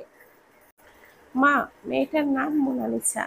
আজ থেকে আরিবার সব দেখভাল, পড়ালেখা সব ওই করবে। শাহেদ তার মা জুবেদা বেগমকে উদ্দেশ্য করে বলেন। মা ফিসফিস করে ছেলেটাকে বলেন, কোথাকার কে, খোঁজখবর নিয়ে আসছিস তো? দিনকাল ভালো না, ছেড়ে ধরা যদি হয়। শাহেদ হেসে ফেলে, মা, আমি ইন্সপেক্টর। কোনো আসামি আমার হাত থেকে পালানোর সুযোগ পায় না। কেউ মিথ্যা বললেও ধরে ফেলতে পারি। আমার তীক্ষ্ণ চোখ, কেউ ফাঁকি দিতে পারে না। মেয়েটা অসহায়, তাই কাজটা দিয়েছি। মনে হচ্ছে ভালোই, তারপরেও আরিবার ঠিকঠাক সবকিছু দেখভাল না করলে আমাকে জানিও, আমি সরিয়ে দেব। তারপর মোনাকে শাহেদ বলল, মোনালিসা, তুমি ফ্রেশ হয়ে নাও, খেয়ে নাও আগে। শাহেদ লাঞ্চ করে মেয়েটাকে আদর করে বেরিয়ে পড়ে। জবেদা বেগম আরিবার সাথে গল্প করছেন, হাসছেন। মোনার সাথে কেউ কথা বলছে না। তার ইতস্ত লাগছে। সে উঠে গিয়ে যিনি রান্না করে তার কাছে ওনার সাথে কথা বলার চেষ্টা করে। আপনি এই বাড়ির কে হন? মহিলা একগাল হেসে বলে, 2 বছর ধরে কাজ করি এ বাড়িতে। আর কেউ থাকে না এই বাড়িতে? না, থাকে না স্যার, ওনার মা, মেয়ে আর আমি। আরিবার মা? মহিলা বেসিনে প্লেট ধুচ্ছিলেন। এবার ট্যাপটা বন্ধ করে দীর্ঘশ্বাস ফেলে জবাব দেন, আরিবার মা 2 বছর আগে ওপরে চলে গেছেন। মোনা আটকে ওঠে। আরিবাকে এক নজর দেখে বুকটা হু হু করে ওঠে তার। মিষ্টি একটা মেয়ে, অথচ তাকে সবচেয়ে বেশি ভালোবাসার মানুষটাই পৃথিবীতে নেই। কি তার মনের অবস্থা কে জানে। মোনা ড্রয়িং রুমে গিয়ে আরিবা আর জুবেদা বেগমের কাছে দাঁড়িয়ে হাসি মুখে জিজ্ঞেস করে, আমি কি বসতে পারি আন্টি? শাহিদের মা জুবেদা বেগম মাথা নাড়ান। মোনা আরিবার গা ঘেঁষে বসে। এক দৃষ্টিতে আরিবাকে দেখে, তারপর নরম করে বলে, আরিবা, এখন একটু ঘুমিয়ে পড়তে হবে তোমার। দুপুরে খেয়ে একটু ঘুম দিতে হয়, শরীর মন ভালো থাকে। না, আমি ঘুমাবো না, ড্রয়িং করব, বলেই ঝট করে উঠে চলে যায় আরিবা। জুবেদা বেগম চোখ টলমলো করছে আর হাই উঠছে ঘন ঘন। তিনি মোনাকে একটু সাবধানতার সঙ্গে বলেন, আমি ঘুমালাম, আরিবাও ঘুমিয়ে পড়বে। যতক্ষণ ও সজাগ থাকবে ওর খেয়াল রেখো। আর হ্যাঁ, আমার নাতনির যেন কোনো সমস্যা না হয়, ওকে? মোনা মাথা নাড়ায়। জুবেদা বেগম চলে যান। মোনা চুপি চুপি যায় আরিবার ঘরে। আরিবা খাটের উপরে উপুড় হয়ে শুয়ে খাতায় আঁকিবুকি করছে। মোনা বসে থাকে কিছুটা দূরে সোফায়। আরিবা কিছুক্ষণ পর পরই মোনাকে এক পলক দেখে, আবারও দৃষ্টি সরিয়ে নেয়। মোনাও চোখটা সরায় না, গালে হাত দিয়ে আরিবার দিকে তাকিয়ে থাকে। সবশেষে আরিবা জিজ্ঞেস করে, তোমার নাম কি? মোনার ঠোঁটে হাসি ফুটে ওঠে। আরিবা তার সাথে কথা বলেছে। আমার নাম মোনালিসা। আমাকে এভাবে দেখছো কেন মোনালিসা?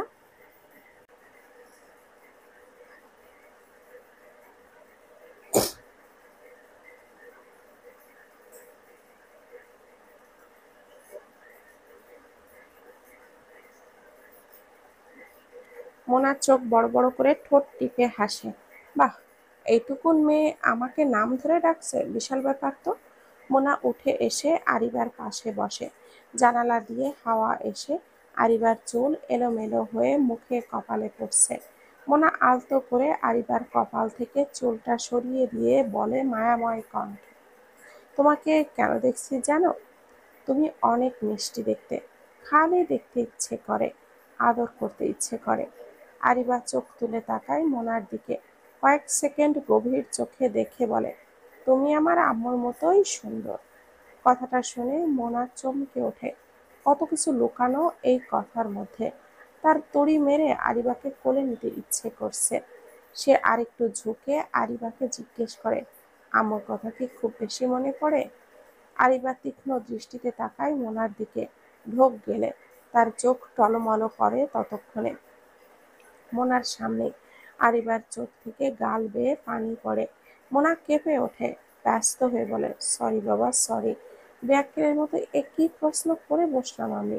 আরিবাকে জড়িয়ে নিল বুকে, সান্ত্বনা দিতে লাগলো, কেঁদো না সোনা, আমি সরি। আর জীবনেও এইরকম প্রশ্ন করব না, ঠিক আছে? আমার আম্মুর কথা খুব মনে পড়ে, কিন্তু যখন পাপার কাছে থাকে তখন আমার আম্মুর জন্য কষ্ট পাই না আমি, কারণ পাপা আমাকে খুব ভালোবাসে। মোনার চোখেও পানি টলমল করে। আরিবা সেটার জন্য লক্ষ্য করে। হারে মোনালিসা, তুমি কাঁদছো কেন? কেঁদো না, তুমি খুব ভালো মেয়ে, তোমার মধ্যে মামা গন্ধ আছে, সত্যি বলছি। চোখের পানি মুছে হাসে মোনা। সে কখনো ভাবেনি আরিবা তাকে এত তাড়াতাড়ি মেনে নিবে।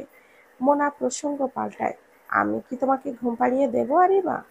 আমাকে আপন ভাবতে পারো, আমি অনেক আদর করব তোমাকে। ঠিক আছে, দাদি আমাকে রোজ গল্প শুনিয়ে ঘুম পাড়ায়, অনেক গল্প শোনায়। তুমি পারো এত গল্প বলতে? অনেক পারি। এবার শুয়ে পড়ো। গল্প বলে আরিবার মাথায় হাত বুলিয়ে দিলে আরিবা ঘুমিয়ে পড়ে। মোনা সোনা নিষ্পাপ আরিবার মুখের দিকে তাকিয়ে স্বস্তির নিঃশ্বাস ফেলে। ভাবে, এই বাচ্চা মেয়েই বোধহয় আমাকে নতুন করে বাঁচার শক্তি দিবে। তাছাড়া ইন্সপেক্টরের দেওয়া কাজও প্রথম ধাপে ঠিকঠাক করতে পেরেছি ইনশাআল্লাহ। আরিবার সব দেখভাল ভালো করে করতে পারবো। খুব ভোরে ঘুম থেকে ওঠে মোনা। এখনো কেউ জাগেনি, পুরো বাসা নীরব নিস্তব্ধ। মোনা ছাদে যায়, শান্ত শহরটাকে দেখে। খোলা হাওয়ায় প্রাণ ভরে শ্বাস নেয়।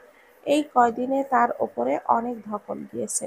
কত চিন্তা ছিল, কোথায় থাকবে, কি হবে। অবশেষে উপরওয়ালা তার জন্য একটা ব্যবস্থা করে দিলেন। মানসিক শান্তির জন্য আরিবার মতো মিষ্টি একটা মেয়ের সঙ্গে পরিচয় করিয়ে দিলেন। আচমকা মন খারাপ হয়ে যায় মোনার। ভাবে, মায়েদের কি ভুল করেও একবারও আমার কথা মনে পড়ে না? নাকি আমি এত ভুল করে ফেলেছি যার জন্য তাদের কাছে কোনো মায়া দয়া নেই আমার প্রতি? আমার ছোট্ট ভাইটার জন্য খুব মন হয় খারাপ হয়। নিজের অজান্তে চোখ বেয়ে বড় বড় অশ্রুবিন্দু গড়িয়ে পড়ে মোনার। সে ওড়নাটা দিয়ে মুছে আর বলে, না, আমি আর কাঁদবো না, একদমই না। নিচে নেমে উঠানে গিয়ে পুরো বাড়িটা ঘুরে দেখে মোনা। খুব ভালো লাগে তার, মন ফুরফুরে হয়ে যায়। তারপর ফ্রেশ হয়ে রান্নাঘরে ঢোকে, নিজের হাতে নাস্তা বানায়। কাজের আন্টি এসে সবকিছু রেডি দেখে অবাক হয়ে জিজ্ঞেস করেন, তুমি করেছো এইসব? মোনা হেসে বলে, জি, আমি। আমার তো তেমন কাজ নেই, যখন ফ্রি থাকবো আপনার সঙ্গে হাতে হাতে কাজ করব, আমারও ভালো লাগবে করতে। ততক্ষণে শাহেদ, জোবেদা আর আরিবা উঠে যায়। মোনা আরিবাকে ব্রাশ করিয়ে খাইয়ে দেয়, নিজেও খায়। তারপর গুছিয়ে নিয়ে স্কুলে চলে যায়। মোনা ও আরিবার বন্ধন অল্প দিনে খুব ভালো হয়ে ওঠে, আর সেটা জুবেদা বেগম, শাহেদ সবাই খেয়াল করেন। আরিবা অনেক হাসি খুশি থাকে সব সময়। মেয়ের এমন হাসি খুশি দেখে শাহেদেরও খুব ভালো লাগে। তার বুক থেকে একটা পাথর নেমে যায়। সে ভাবতো মেয়েটা সবসময় গম্ভীর থাকে, না জানি মানসিক চাপে মানসিক অসুস্থ হয়ে না পড়ে। অবশেষে তার এই শেষ টেনশন শেষ হয়। মাস পেরোয়। এক দুপুরবেলা আরিবা মোনার সঙ্গে গল্প করছে। মাঝখানে আরিবা হঠাৎ করে জিজ্ঞেস করে মোনালিসাকে, তোমাকে আমি খুব আম্মু ডাকতে পারি? মোনা হকচকিয়ে যায় আরিবার এমন কথায়। পাশে বসা ছিলেন জুবেদা বেগম। মোনা অপ্রস্তুত হয়ে বলে, আমি তো তোমার মায়ের মতোই আরিবা, তাই না? তারপর প্রসঙ্গ পাল্টে সঙ্গে সঙ্গে বলে, এখন চলো গল্পের বাকি অংশটা ঝটপট বলে দাও আরিবা। আরিবার কথাগুলো সারা রাত কানে বাজতে থাকে জুবেদা বেগমের। তিনি ভাবেন, আমি আজ আসি, কাল থাকবো না। আর বয়সও বাড়ছে, আর আমার মা মরা নাতনিটা কার হাতে তুলে দেব? কে তাকে দেখবে, যত্নে রাখবে? শাহেদ কাকে বিয়ে করবে? সেই মেয়েটা কেমন হবে? সৎ মা কি কখনো ভালোবাসবে? লাখে একজন সৎ মা ভালো হয়। সৎ মা ঘরে এলে বাবারাও বদলে যায়। শাহেদ যদি পাল্টে যায়, আমার নাতনি কি গুমড়ে গুমড়ে কেঁদে মরবে? না না, আঁতকে ওঠেন জুবেদা বেগম। মোনা নিঃস্বার্থভাবে ভালোবাসে আরিবাকে, খেয়াল রাখে। সবাই তো আর তা করে না। মোনার সেই গুণটা আছে। এমন মেয়ে সহজে পাওয়া যায় না। যখন পেয়েছি হাতছাড়া করব কেন? পরের দিন শাহেদের সঙ্গে এই বিষয়ে কথা বলেন জুবেদা। শাহেদ মুহূর্তেই না করে দেয়। কি সব ভাবছো মা? আমি এখন বিয়ে করব না। পাগলামো করো না শাহেদ, বিয়ে দরকার। আর কতদিনই বা একা থাকবে? পরে তো বিয়ে করতেই হবে। কাকে না কাকে বিয়ে করবে কে জানে? তার গ্যারান্টি কি যে সে তোমার মেয়েকে ভালোবাসবে? মোনার একজন মায়ের দরকার। সে নিজের মোনাকে মায়ের জায়গা দিয়েছে। তোমার সমস্যা কি? ও বাচ্চা মা, ও কি বোঝে সব? বাচ্চারাই খাঁটি মানুষ চেনে। জানিস তো বাবা, বাচ্চারা তাদের কাছে ঘেঁষে যারা তাদের মন থেকে আদর করে। তোর জন্য না, আরিবার জন্য হলেও মোনাকে বিয়ে করে ফেল। মা হয়ে বলছি তোকে, মোনাকে বিয়ে করলে তুই ঠকবি না। না আরিবা ঠকবে, বরং মায়ের খাঁটি ভালোবাসায় বড় হবে তোর মেয়ে। উফ মা, দয়া করে এসব ছাড়ো। হুট করে কাকে না কাকে বিয়ে করে ফেলবো আমি? অসম্ভব। মানছি মেয়েটা ভালো, তাই বলে বিয়ে? আদৌ তার কি কেউ আছে কি না জানে কে? তুই রাজি হলে মোনাকে রাজি করিয়ে তারপর মা বাবাকে নিয়ে আসবো, আর বা বিয়ের প্রস্তাব পাঠাবো। তুই শুধু মত দে বাবা, আমি সব ঠিক করব। মায়ের কথাটা একটু শোন। আরিবার মাকে একটুও ভুলতে পারিনি। আমি মন থেকে এই মেয়েটিকে মেনে নিতে পারবো না। আর তাহলে লাভ কি বিয়ে করে? জুবেদার ছেলের মাথায় হাত বুলিয়ে বলেন, বিয়ের পর সব ঠিক হয়ে যাবে। আমাকে সময় দাও মা, আমি পরে জানাবো। কেটে যায় কয়েকদিন। এক সন্ধ্যায় শাহেদ বাসায় ফিরে এসে মেয়ের রুমে যায়। দেখে মেয়ে পড়ছে। শাহেদকে দেখে খুশি হয়ে যায়। পাপা, তুমি আজ এত তাড়াতাড়ি? শাহেদ মেয়েকে কোলে তুলে নেয় আর এবার নাক টেনে বলে, আমার রাজকন্যার সাথে খেলা করব, গল্প করব, তাই তাড়াতাড়ি ফিরলাম আজ। কিন্তু তুমি একা পড়ছো কেন? মিস কোথায় তোমার? আমার জন্য আমার নুডলস খেতে ইচ্ছে করছে, তাই বানিয়ে আনতে গেছে। মিসকে পেয়ে পাপাকে কম সময় দিচ্ছ, কিন্তু এটা ভালো নয়। জানো পাপা, মায়ের মুখ তো আমার কাছে অস্পষ্ট। ছবিতে যেমন দেখেছি ততটুকুই তো দেখে মোনালিসাকে আমার কাছে মায়ের মতোই লাগে। আমি তোমাকে যতটা ভালোবাসি মোনালিসাকেও ততটাই ভালোবাসি। শাহেদের কপালে ভাঁজ পড়ে। বুড়ো কুঁচকে বলে, আচ্ছা তাই বুঝি? মিস কি তাহলে খুব ভালো? আরিবা মাথা দোলায়, তারপর বলে, পাপা, তুমি কি মায়ের মিল পাও মোনালিসার মধ্যে? আমি তো সেভাবে দেখিনি মা। একবার দেখবে পাপা, দেখবে অনেকটা মায়ের মতো দেখতে। শাহেদ অন্যমনস্ক হয়ে মনে মনে বলে, কেউ কারোর মতো হয় না সোনা, তোমার মায়ের মতো কেউ হবে না। দেখতে মিল থাকলেই মানুষ এক হয়ে যায় না। তোমার মা অন্যরকম মানুষ, আমার কাছে স্পেশাল সে। কেউ তার মতো হতে পারবে না, কেউ না। মোনা নুডলস নিয়ে আসে। শাহেদকে দেখে মৃদু হেসে বলে, স্যার আপনি? তারপর আরিবাকে বলে, আসো শোনা, খাইয়ে দেই। শাহেদ ওঠে। তুমি খেয়ে নাও আরিবা, আমি খেয়ে পাপার কাছে আসবে, কিন্তু অনেক গল্প জমা আছে, খেলাও করব, ঠিক আছে? ওকে পাপা। শাহেদ উঠে চলে যায় বেলকনিতে। তারা ভরা আকাশ দেখে আর ভাবে, মায়ের মতো আরিবাও মোনাকে এত পছন্দ। মেয়েটা কি এমন জাদু করলো এদের উপর? মোনা সকালে নাস্তা করে আরিবাকে নিয়ে স্কুলে চলে যায়। শাহেদ ইউনিফর্ম পরে রেডি হচ্ছিল, তখন জুবেদা বেগম তার রুমে আসেন। শাহেদ মাকে দেখে জিজ্ঞেস করল, কিছু বলবা মা? কতদিন হয়ে গেল, কিছু জানালি না তো বাবা। কোন বিষয়ে? মোনালিসার। ও, বলে মায়ের দিকে ঘুরে দাঁড়ায় শাহেদ। কি বলবো মা, কিছুই বুঝতে পারছি না। তোর ভাববার দরকার নেই বাবা, তুই শুধু মত দে। মা কখনো সন্তানদের খারাপ চায় না। রাজি হয়ে যা বাবা। আমার দেরি হয়ে যাচ্ছে মা, আমি চলি। কিছু বলে তো যা। আর কত অপেক্ষা করব?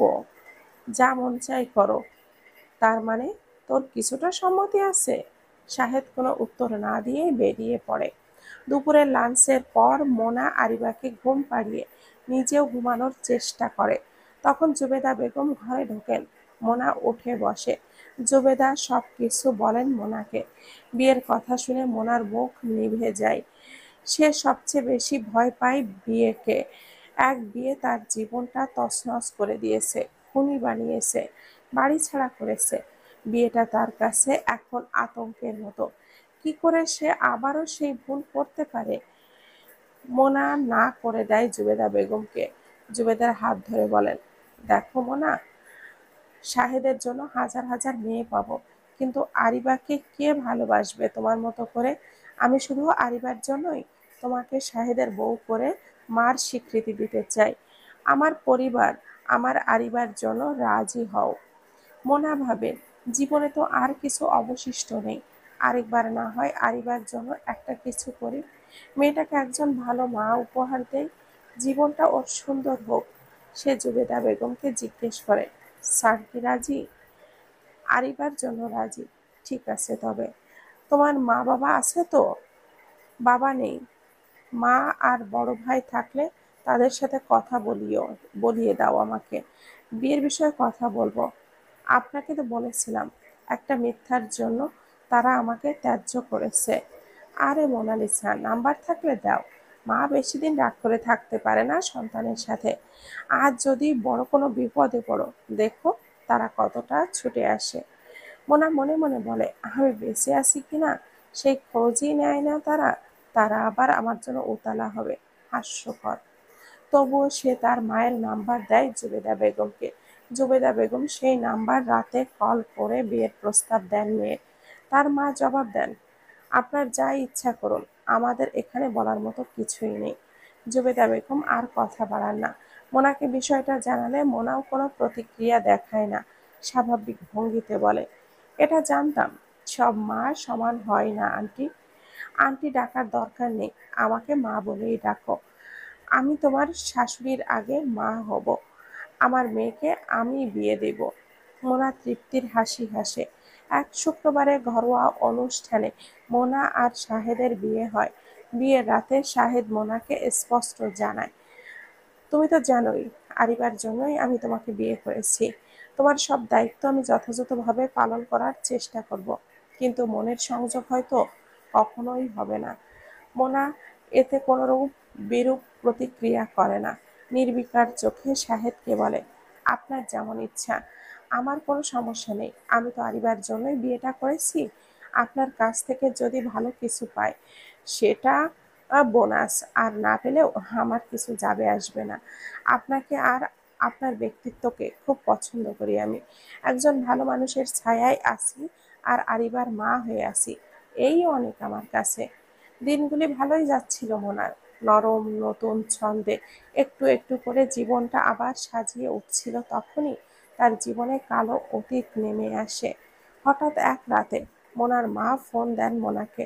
মায়ের নাম্বার দেখে মোনার মুখে হাসি ফুটে ওঠে। ধুক ধুক করা বুকে ফোনটা তোলে সে। ভালো মন্দ কিছু না জানিয়ে জিজ্ঞেস করে।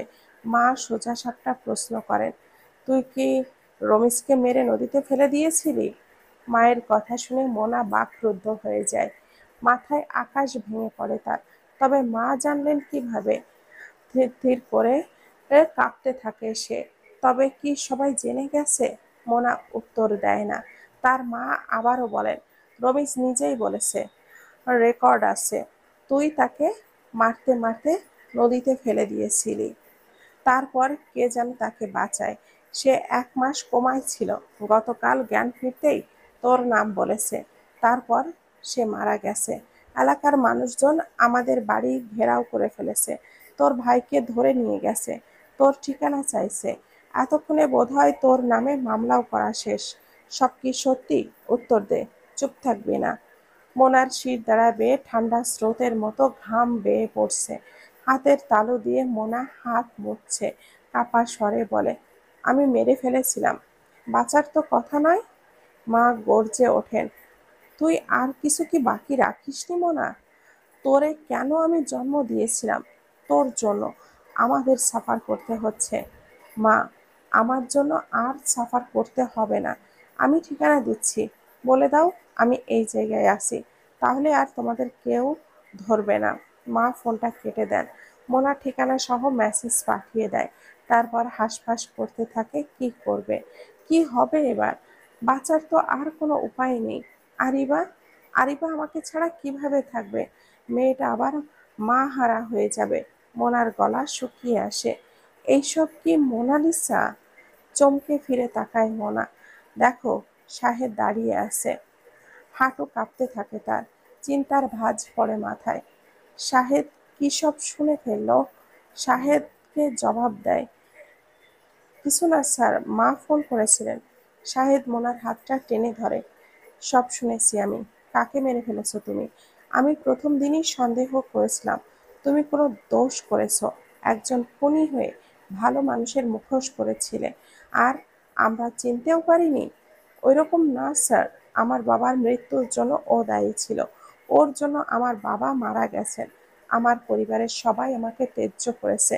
সমাজের মানুষ আসল অপরাধীকে কিছুই বলেনি। আমি বাধ্য হয়েছিলাম।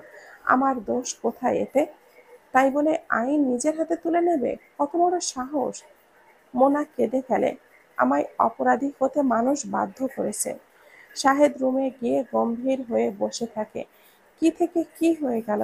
একজন পুলিশ অফিসার হয়ে সে একজন খুনিকে বিয়ে করে ফেলেছে। খবরের কাগজে বড় বড় হেডলাইন হবে, ইন্সপেক্টর শাহেদের বউ একজন খুনি, তারপর ফাঁসি। বাঁচানোর কি কোনো উপায় থাকবে না? আর আমার মেয়ে, আমার মেয়েটা তো মোনালিসার ওপর নির্ভরশীল। আমার আরিবার কি হবে? শাহেদ নিজের চুল শক্ত হাতে টানতে থাকে। মোনা ভয়ে আর রুমে আসেনি। বারান্দায় বসেছিল অনেক রাত পর্যন্ত। তার নিজের জন্য টেনশন হচ্ছে না, শুধু আরিবার জন্য মায়া হচ্ছে। শাহেদের চোখেও ঘুম নেই। নানান রকম চিন্তা ঘুরপাক খাচ্ছে তার মস্তিষ্কে। মোনার প্রতি একরকম টানও তৈরি হয়েছে তার। মনে হচ্ছে এই মানুষটার শাস্তি সে নিজে কিভাবে দিবে? সহ্য হবে তো? মোনাকে বাঁচানোর কোনো পথ আর তার মাথায় আসছে না। সে উঠে মোনার কাছে যায়, জিজ্ঞেস করে, খুন করার সময় কেউ কি দেখেছে তোমাকে? না, দেখেনি। তাহলে তুমি কখনো স্বীকার করবে না যে তুমি খুন করেছো? রমিজ নিজে বলেছে আমি তাকে মারার চেষ্টা করেছি, আর এজন্যই সে মারা গেছে। তাছাড়া দোষ করলে শাস্তি একদিন না একদিন তো অবশ্যই পাওয়াই লাগে। আমারও পাওয়া উচিত। ধ্যাত, বলেই শাহেদ চুপ হয়ে যায়। একদিন পর পুলিশ আসে বাসায়। জুবেদা বেগম কিছুই জানতেন না। পুলিশের মুখ থেকে সব শুনে তিনি বাকরুদ্ধ হয়ে বসে পড়েন। মোনার স্বীকারোক্তি শুনে আরো ভেঙে পড়েন। হঠাৎ করে শক্ত হয়ে ওঠেন। পরপর কয়েকটা থাপ্পড় দেন মোনাকে। তুমি এটা করতে পারলে মোনা? তোমাকে কত ভালো মেয়ে মনে করেছিলাম, অথচ ভালো মানুষের মুখোশের আড়ালে তুমি একজন খুনি। ছি! আরিবা তখন ঘুমাচ্ছিল। সে উঠে এসে দেখে পুলিশ মোনাকে ধরে নিয়ে যাচ্ছে। দৌড়ে এসে মোনাকে জড়িয়ে ধরে পুলিশকে বলে, আমার মোনালিসাকে কোথায় নিয়ে যাচ্ছ? আমি যেতে দিব না, কোথাও না। মোনা কাঁদতে থাকে। আরিবার সামনে বলার মতো একটা কথাও খুঁজে পায় না সে। শাহেদ এতক্ষণ চুপচাপ ছিল, এবার আরিবাকে কোলে তুলে নেয়, সান্ত্বনা দিয়ে বলে, মাকে ওরা নিয়ে যাক, পাপা নিয়ে আসবো 2 দিন পর, কেঁদো না। আমিও যাব। না সোনা, এখন না, কাল পাপার সাথে যাবে। পুলিশ আর দাঁড়ায়নি, মোনাকে নিয়ে চলে যায়। আরিবার কান্নায় সবাই চোখ মুছতে বাধ্য হয়। শাহেদ অনেক সামলানোর চেষ্টা করেও ব্যর্থ হয়। আরিবার নানান রকম প্রশ্নের সম্মুখীন হতে হয়েছে। সত্যি কথা বলতে পারছে না, আর বললেও এইটুকুন বাচ্চা কি বুঝবে? উল্টো মানসিক চাপ পড়বে মেয়েটার উপর। শাহেদ মেয়েটাকে বোঝায়, তুমি আজ রাতটা অপেক্ষা করো আরিবা, আমি সত্যি কাল সকালে মায়ের সঙ্গে দেখা করিয়ে দিব। মা ওখানে অনেক দিন থাকবে, আমি রোজ তোমাকে মায়ের কাছে একবার করে নিয়ে যাব। মা ওখানে কেন থাকবে? তুমি ছোট মানুষ, বুঝবে না তুমি। আর কোনো প্রশ্ন নয়, চলো খেয়ে ঘুমিয়ে পড়ো। মোনাকে গ্রেপ্তার করে জেলখানায় রাখা হয়। যেহেতু সে নিজে স্বীকার করেছে, তাই রিমান্ডে নেওয়ার প্রয়োজন হয়নি। গ্রেপ্তারের 24 ঘন্টার মধ্যে তাকে আদালতে হাজির করা হবে। তার আগে পরের দিন শাহেদ মোনার সঙ্গে আরিবার দেখা করিয়ে দেয়। মোনা তখন নিজেকে যথাসম্ভব হাসি খুশি রেখে কথা বলার চেষ্টা করে মেয়ের সাথে। আরিবার কথা একটাই, তুমি বাড়ি ফিরবেও না কেন মোনালিসা? আমার তোমাকে ছাড়া ভালো লাগে না, খুব মিস করি তোমায়। মোনার চোখের কোণ ভিজে ওঠে। আরিবাকে বুকে জড়িয়ে জবাব দেয়, খুব শীঘ্রই আসবো সোনা, তুমি মন খারাপ করো না। আদালতের বিচারক 164 ধারায় মোনার জবানবন্দি গ্রহণ করেন। মোনা নিজেই সমস্ত অপরাধ স্বীকার করে নেয়। কোনো সাক্ষীর প্রয়োজন হয়নি। রমিজের মৃত্যুর আগে দেওয়া বক্তব্য এবং মোনার স্বীকারোক্তি শুনে আদালত 302 ধারায় মোনার ফাঁসির আদেশ দেয়।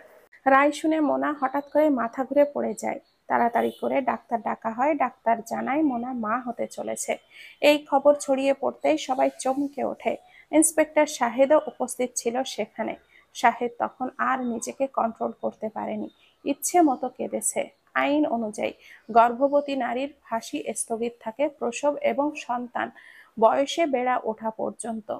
তবে ফাঁসির রায় বহাল থাকে। শাহেদের ভেতর থেকে যেন ভেঙে পড়ে।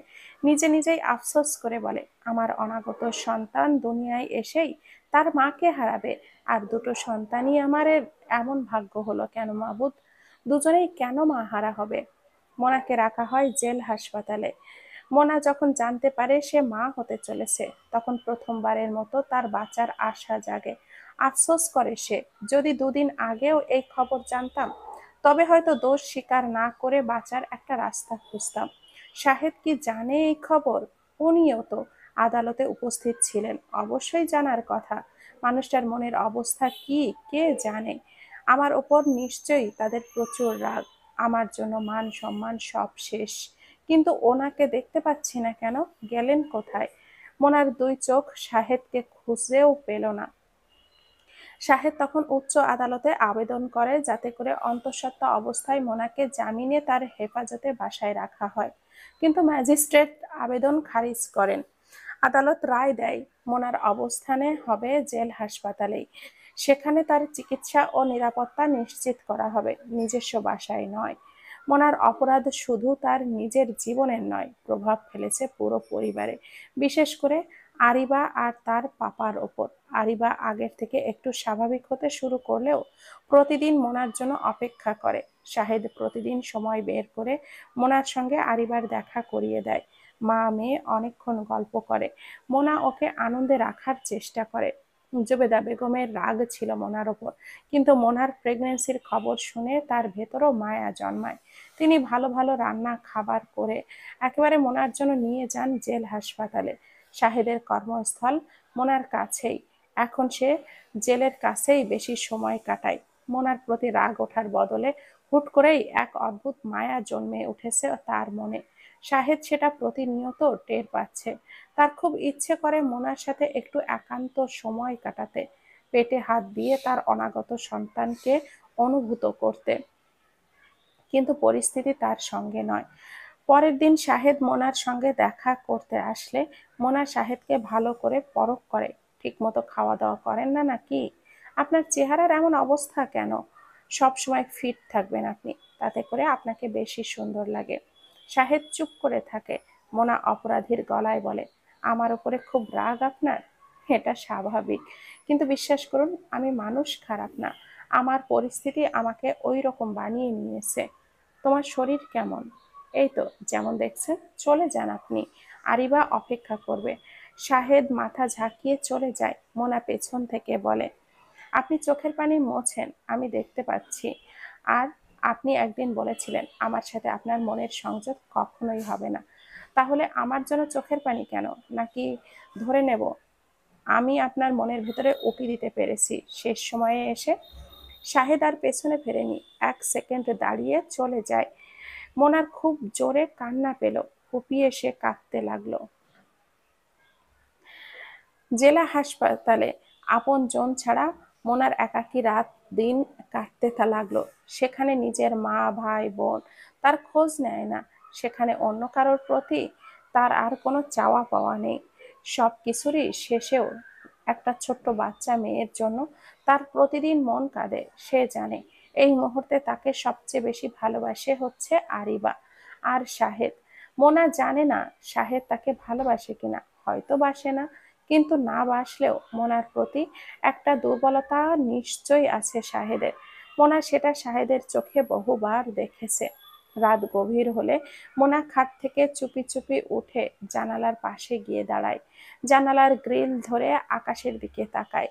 কখনো জ্যোৎস্না রাত থাকে, আবার কখনো ঘুটঘুটে আমাবস্যা। আকাশ যেমনই হোক, মোনা দাঁড়িয়ে ফেলে আসা দিনগুলোর কথা ভাবে।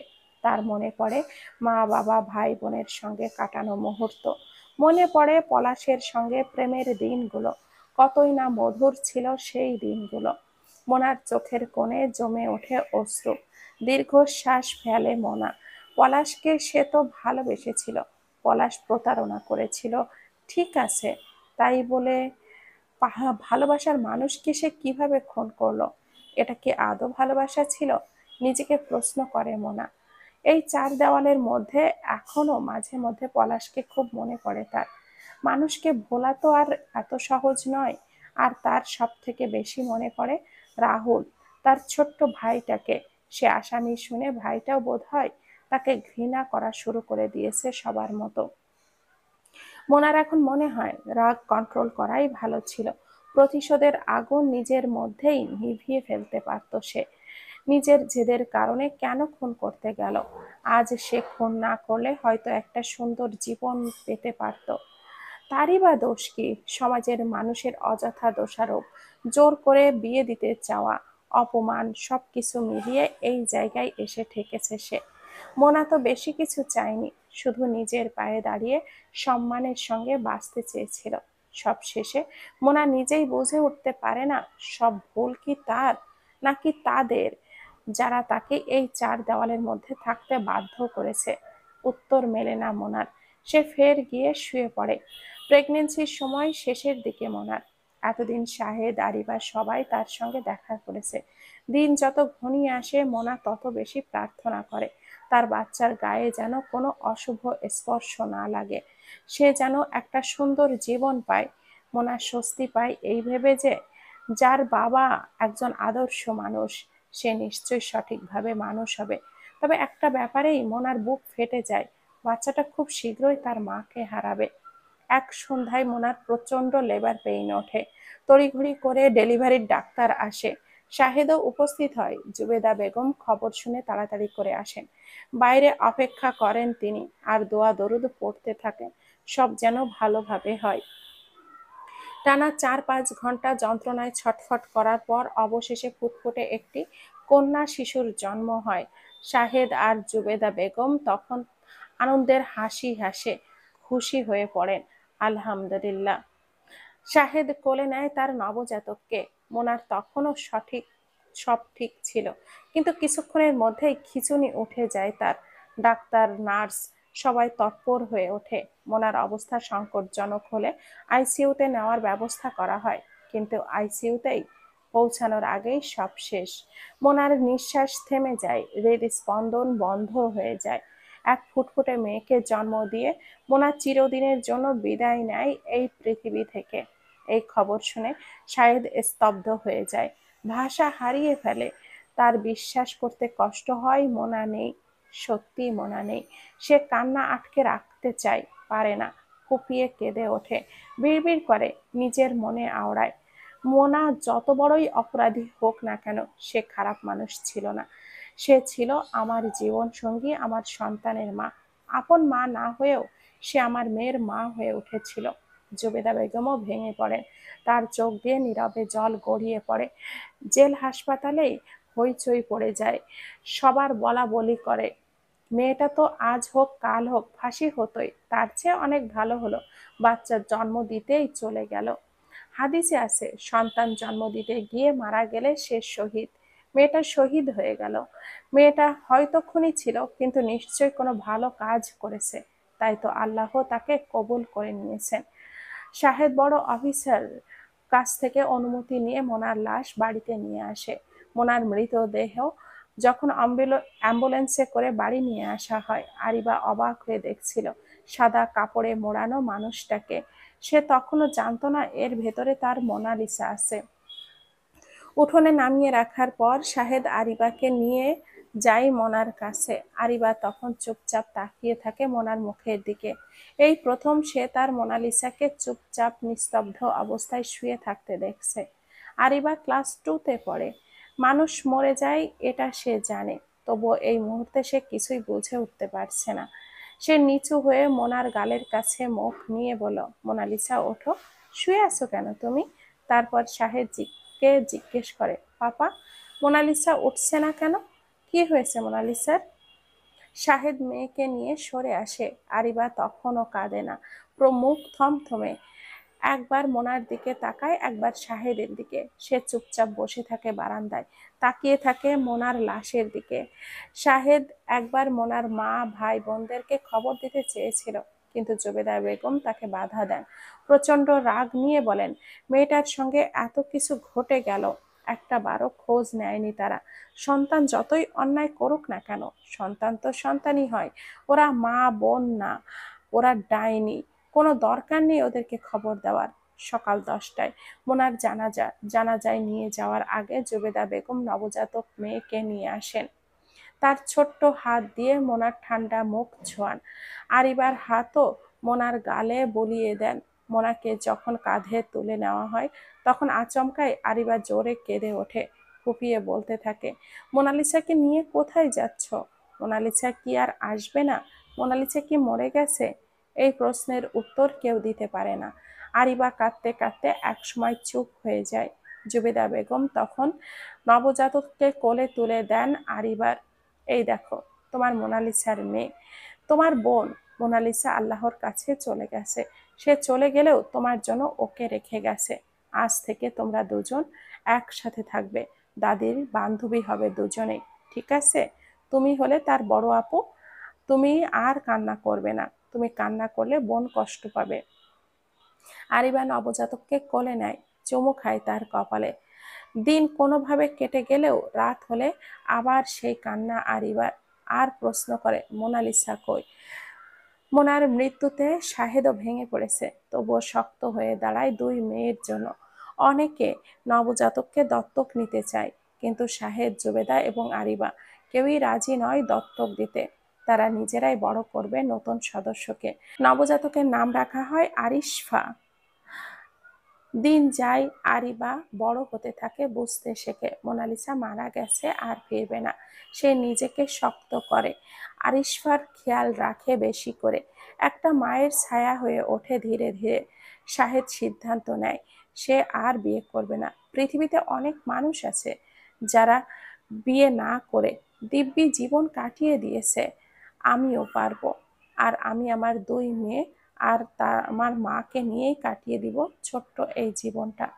আমাদের থাকবে চারজনের ছোট্ট একটা ভালোবাসার সংসার।